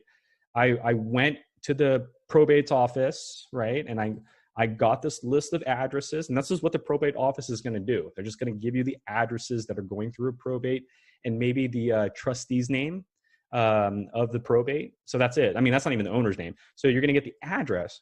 So what you can do is if you get a list of probates, put it on our Excel sheet. And if you have List Automator, you'll be able to then import it. Just like I'm doing here, you can go to My Properties, you can import that list. And when you import it, it's going to look just like this, except it's going to be your probate list. And it's going to give you all of the probates, all the details that we have on those addresses. So for example, you get 100 probates from this website, and then when you bring it in, we're going to say, hey, 10 of them are on market. So you probably don't need to market to those 10 probates, or 2 of those probates just sold in the last month. So clearly you don't need to call those guys. Or, hey, 7 of those probates or 21 of those probates are in bankruptcy right now or bank owned right now. So you have to call the lender, not even the owner at that point. So that we don't have probates, but that's why we created List Automator. So you can take outside records, bring it in, and we can give you what we have that they may not have and consolidate together. Because the more you know, the better of an informed decision that you can make. What do the different colors circle means that appear on the right? Oh, good question. So those are essentially the type of listing. So when I click on a property, when I go to like Miami, and if I click on MLS, then yellow is the MLS listings. If I click on pre-foreclosures, those would be a lighter yellow, auctions are green. So that's what those colors mean. If you go to your My Properties, you can go to Actions and View Map, and it shows you a legend of what those are. Okay, so that's what those are. Those are just the color-coded list types that we have. All right, why does it seem like I get way more notification of new properties that meet my search criteria on the homepage than those that match my criteria on List Automator? Well, because List Automator is a specific criteria versus the homepage Save Search. So the homepage Save Search is very broad. It's only showing you records that are coming in, and some of these records could be washed. It could be a property that, again, was in pre-foreclosure and it was on your list, and then it got into a notice so they paid it off, but then 2 months later got back in. So you got 2 email notification. Whereas List Automator, it would have just stayed in your list the entire time, been removed and back in. So it's going to vary. I can't really say why. Vincent, I have to really look at your account and see the email notification that you're getting emailed on. And if the email matches your list automator filter, then I can look into it. But that does seem like a technical question that I can't answer on this spot. It obviously has to do with how you set up the filter and why you're getting those email notifications. Am I sending you guys recording? This is recorded. I'm going to get my marketing team to convert it, and then I'll hopefully be able to email that over to you guys. Okay. Sloan, that was for you, Ms. Johnson, or Mr. or Mrs. Johnson. Would you mind showing us the heat map function? Yeah, the heat map function, if you're looking at my screen, is at the upper right-hand side of your map. It's over here under analytics. You have 4 categories. Once you choose the category like price growth, choose the subcategory. So price growth over what, 6 months, 3 years? And then the legend will change based on the category. So red represents 3 years or 100% growth in the 3 years. So anything red on the map here are areas that have grown 100%. If I choose estimated value, I need to also choose the subcategory. So estimated value and the legends will change. So that's how to use that heat map there. All right, and so all the Q&A questions have been addressed. Let's go ahead and go into the chat box. Here, transport listing, is that, no, transportation listings is not mobile homes. Mobile homes will be residential and they will be under the mobile home filter. So if you're looking at my screen, transportation is transportation, like an actual transportation, like a bus place and stuff like that. So be careful. So you see radio, TV station, and all that stuff, airport related and all that. If you're looking for mobile homes, you're going to want to go to residential and then go to all types. And we actually have it here, mobile homes, mobile home trailer parks. So just make sure you choose those. Manufacturer, that might be one of them too. So these are your mobile home options. Okay, so good question. Yeah, transportation is definitely not mobile home. All right, other questions here. Burton, thanks again for, yeah, no problem. Yeah, we're gonna definitely send, I'm gonna get my marketing team, hopefully email everybody a YouTube link to rewatch this video. Can it be imported to Excel spreadsheet? Yeah, actually, when you export from PropStream, we automatically export it as a CSV file. So it should automatically be an Excel sheet for you. There is no search data for liens, bankruptcy, door status for my city. Why is that? We may, could be a bug, Clayton, or we may not have that data in that area. That is a possibility. I would need to double check. If you want support@propstream.com, send me your city. So support@propstream.com, say, hey, Burton, or hey, PropStream team, this is my city or my county. I'm not getting these results. And we're very transparent. We'll let you know whether we have it, if there's a bug. Sometimes we have it and it's just not connecting. And so you get 0 results or no results found. But let us know, and we're very open to letting you know whether we have it or don't. Now, again, Clayton, this is why we created List Automator, because for 15 years, we understood that there are areas that we don't have access to data, or we are not fast enough, to say the least, right? So if you get something, right? So let's be honest here. Let's say we don't have the liens, bankruptcy, divorce statuses in your city, right? That doesn't mean we don't have the comps. That doesn't mean we don't have the mortgage information. That doesn't mean that we don't have other records, like the pre-foreclosure records. So we may not have the liens, divorces, or bankruptcy, but if you can get it, let's say you go to the county's website, or you know an attorney and he gives you all the divorce listings, you can take that list and import it. And then we'll tell you what we have on those addresses, if they're on market, because we do have MLS. So we may not have the lien records, but we might have the MLS records. And that's why we created List Automator, to kind of put it all together, because we know we don't have it all. Like, we're never going to try to tell anybody, yeah, we're 100%. Like, that's not the truth. And you're never going to hear me or our company say that. Like, we're never going to tell you that we have it all, because that's just flat out lying. And that's why it took us 2 years to create List Automator, is because before we created List Automator, we thought like an investor. An investor right now has like many different subscriptions, because they need to get as much data on a property to make an informed decision, right? You don't want to lock someone up on a contract and then realize there's a lien on the property that you needed to pay for, right? The contract now doesn't work out. So that's why we created the List Automators, because we know that there are going to be some areas that we may not have. So I want you to email me your city, so that way I can double check to see whether we have that data or not. If we don't, I'll let you know. And if we don't, I would really consider maybe trying the trial period for List Automator. And if you do get those liens and bankruptcies that we weren't able to get, bring them on over, because again, we can give you our MLS details, our mortgage information, and so forth that we have that you weren't able to get. Okay. All right. Can you search by APN only? Yes, you can. You can search by APN. There is a strict format to it. It's a pound sign APN county. I'm going to put that and state. So it's in the chat box. That's the exact format you need to search for a APN. Okay. Just to clarify, the only way to import an outside list is to get, yes, that's correct. If you want our data, if you want to import and get our data, you need List Automator.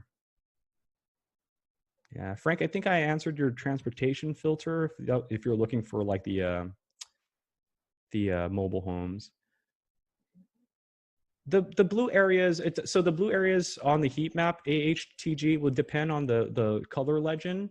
So again, it depends on the category that you're using. So if I'm using estimated value, then the blue represents like 100K or less.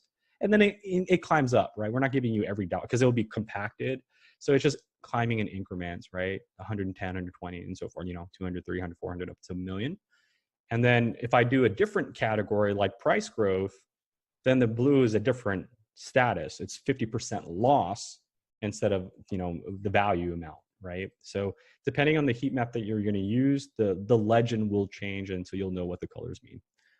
All right. How can I change my saved filters? You won't be able to. If you've already saved a search, you won't be able to customize it. If I have a Miami pre-foreclosure that I cannot manually edit. So what I need to do is I can pull up that search.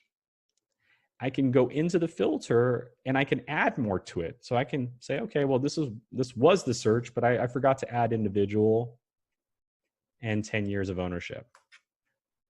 So once I do that, I need to create a new search. So you cannot edit an existing search. You have to create a new one, even if that's just one slight change. Okay. You guys are very welcome. Yeah, I can definitely demo the heat map within the draw search feature. So here's the heat map. So let's use Miami. Let's look for price growth in the last year. Here are some spots with 100% growth. I'm going to use the draw search feature here at the upper left-hand side. I'm going to click on it once, and I'm going to go on the map, and I'm going to create my own shape. You're not going to click and hold. Don't click and hold, right? So you're going to click and let go, because if you don't let go, this is what's going to happen, right? So click and let go, and you're making your own borders. So you're going to find where you're going to stop your first border, stop your second border. So you're literally making your own shape, and then you hit search on the map. Okay. All right, guys. Well, I think that's everybody's questions there. You're welcome, Joe, anytime. How far in advance is pre-foreclosure auctions listed? It depends on the county, Mr. or Mrs. Jones. Some counties will give us their auctions like 2 months in advance. Like you saw me do earlier, I was able to search in Miami for pre-foreclosures that started in July. So every county is different. Some counties are very weird, like Texas. Every auction is on the first Tuesday of every month. So that, I mean, you have to know your county. But in our system, we usually get the records from the county. Like if a pre-foreclosure is listed, depends on how fast the county can get it over to us. But if it's a very advanced county, like the technology's there, they have computers, they have a lot of labor. Because remember, counties are dictated by property taxes. So if there's not too many people in that population, don't expect that county to be like advanced in technology. They're probably still on paperback. But typically the turnaround is anywhere between 2 to 5 business days from public release. But again, I don't want to say that that's everywhere, because there are some markets out there where there's like 100 people in that population, and we're just not going to collect data because it's not cost effective. Okay. So I wanted to share that with you there. And that's why I always bring up list automators, because if you get a list of pre-foreclosures that we don't have yet, bring it on over and we'll give you the mortgage information. We'll give you the MLS so you can run comps on it. You don't even have to wait for us to get the pre-foreclosure, because you're looking at the details. Like if I go to the county and get the pre-foreclosure, I have the county's details. Now I just need to use Propstream to analyze the value of the property, who the owner is, run comps on it. So sometimes we don't have 100% of everything, but we might have the remaining 60% to have you make that informed decision. Okay. All right. Well, you guys are awesome. Yeah, I'm going to try to see if I can. Oh, that's a great question. I'm going to see if I can put this on the Propstream user community, put it on there. But I have everybody's email that registered. So I'm going to get this over to my marketing team, and then hopefully I can get this over to you guys and get it emailed to you guys. I'm going to try to get it over to you guys by the end of the week, okay? Because it takes a while to convert the records. But You guys are amazing. I can't thank you guys enough for your patience with me. I hope what I shared with you guys just helps you enhance your business even more, especially when using PropStream. But my name is Burton. I'll see you guys on next Wednesday's breakout, all right? So make sure to join our Facebook group to see what details we're going to be going over next week. Thank you, guys. Bye-bye.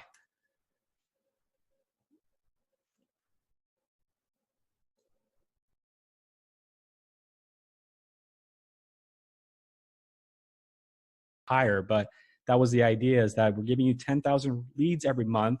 That way that you have enough opportunities. And yes, you're going to find some discrepancies, some properties that say they're not on sale, but they just sold in the morning, but they haven't been recorded at the county because the county's delayed, right? So there are things that are going to happen like that, and it's a numbers game. But we're hoping for, $99 a month, 10,000 leads. That's half a penny per lead. And all it takes is one lead to get you a pretty good assignment fee, and that can cover the rest of your PropStream subscription for the rest of the year or rest of your career with real estate investing. So that answers your question there. Will we ever connect with external calling system? Nope.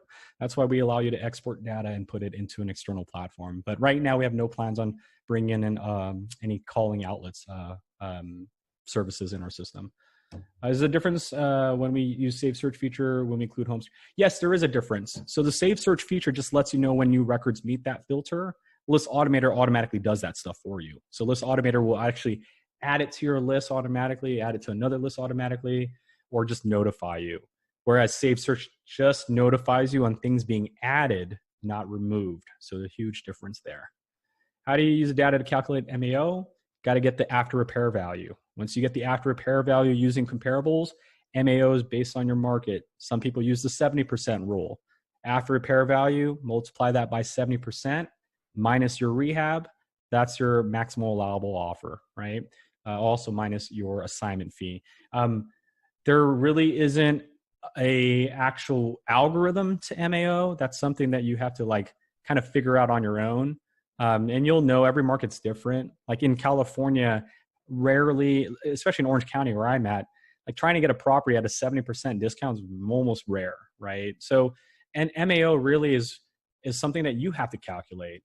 You have to know though, you have to know the after repair. In order to calculate any form of MAO, maximum allowable offer, that's what we're referring to, MAO, you have to know what the ARV is, right? So if your philosophy as a real estate investor is, hey, I'm always going to get properties at 50%. Like no matter what property it is, I'm always going to sign it at 50%. I'm not going to buy it more than 50%. Well, if your 50% is your rule, then what's 100%? How do you know what 50% is? You don't know, right? You have to get the after repair value. So go run comps first. And once you get 5 or 4 properties that are very similar or more, right? And you average them all out. So here are 10 properties that are very similar. They all sold in the last year. And when I average them out, the after repair value is 200,000. That's your 100% number now. So if you're trying to get the property at 50% and it could sell for 200,000, then you got to offer them $100,000, no more than that, right? And that's what an MAO is. Again, your market's going to vary, but you need to know ARV to get an MAO. That's just the ultimate rule there.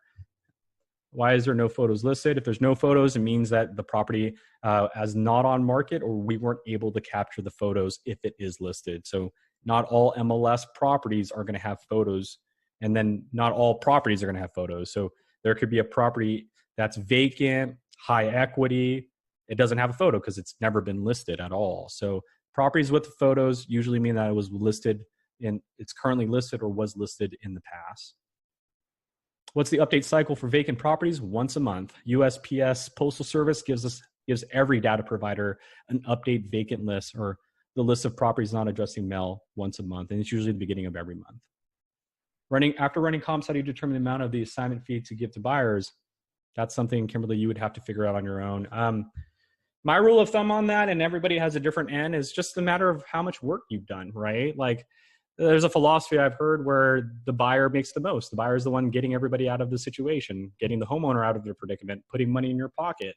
So I've heard philosophies where the buyer makes the most, the seller makes the second most, and you make the least, because all you're doing is playing the middleman if you're wholesaling, right? Now, there have been other philosophies where, hey, what if I do a lot of work? What if the homeowner is in such a bad situation that I have to do this and that and this and that and that and all this other stuff? just to save them from losing their home. Well, in that case, maybe you might make more than the homeowner. But I don't think you should ever make more than a buyer. And that's my philosophy. I think you burn bridges when that happens. When you make more than what your buyers are going to make, I don't think that's a good thing for you. It might be good for that moment, but when your buyers are like, wait a minute, I bought this contract and I'm making $50,000 on it after rehabbing it and after putting it on the market and doing all this work, and all you did was sell me a contract and made $100 off of it, like that doesn't make any sense at all. So that's just my philosophy. I don't think you should ever make it more than the buyer. And then the seller should obviously, in my personal opinion, make more than you unless you did more work than you could, imagine to get that deal done. So I'll leave that up with you. I mean, it's up to you on that. All right, now let's hit questions that are in the chat. How do we calculate MMO? We got that on the comps report. We can remove that, done. Where is your skip tracing from? That comes from 5 providers. I can't name the providers, but it's multi-source, so it's not just one provider. And they're not providers that you're familiar with. Our providers, as a matter of fact, if you click on skip tracing here on the left side, you'll see that we're using a provider that's also used by law firms, private investigators, and other related agencies. So they're very aggressive. You'll get very accurate numbers, but I say that hesitantly. Look, here's the truth. When it comes to skip tracing, I know that we are all focused on accuracy. We want the most accurate numbers, but here's the reality of it. Accuracy is not based on the provider. Accuracy is actually based on the list that you're pulling, right? Because look, think about it this way. A homeowner is in pre-foreclosure. What does that mean? They're not paying bills, right? So let's put ourselves in that situation. I'm in pre-foreclosure. I'm about to lose my home, but I also have a car payment, credit cards, and a phone bill. I'm going to have to make a decision. Do I pay my phone bill, my credit card, and my car payment and lose my home? Or do I say, you know what, screw the car payment, screw the phone bill, screw the credit card. I'm going to pay my mortgage because I need a house over my head. My kids need a place to live, right? And what skip tracing providers do is they skip trace a phone number that's on a record.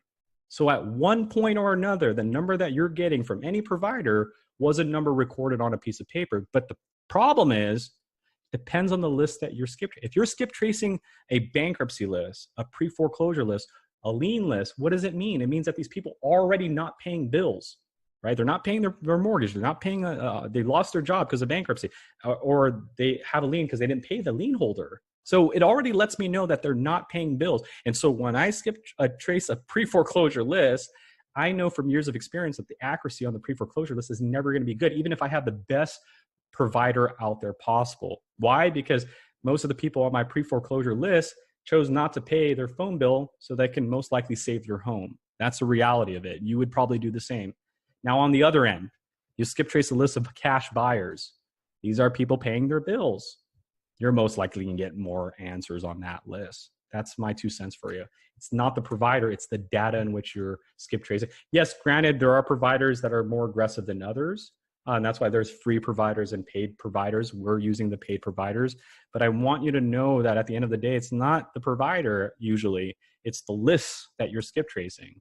So if you've been skip tracing pre-foreclosure lists and you've used multiple providers and you're getting this trend of disconnected numbers and people not answering, it's the list. It's not even the providers. It's the fact that you're trying to call people that are not paying a bill and you expect them to have paid a phone bill too. That's again, domino effect. When someone's not paying a mortgage, they make a decision to most likely pay the mortgage and everything else gets ignored. And that's why these numbers aren't connected and so forth. So I hope that answers your question there. Did I record? Yes, I recorded this. After running comps, how do you determine the assignment fee? We discussed that. Delay, we discussed that. I saw the rings voicemail. Can we send text? No text yet. No text messages. This automator is an additional cost, $27 a month on top of your current subscription. All right, perfect. Well, I got everybody's questions answered. I hope you guys have a wonderful day. Thank you for joining this week's overview overview session. Make sure to join us tomorrow at 3 p.m. where we discuss our breakout session. So I'll see you guys tomorrow, and you guys are very welcome. Take care. Be safe. Make sure you guys stay safe and healthy. Anything you need, reach out to us. Okay? Bye, guys.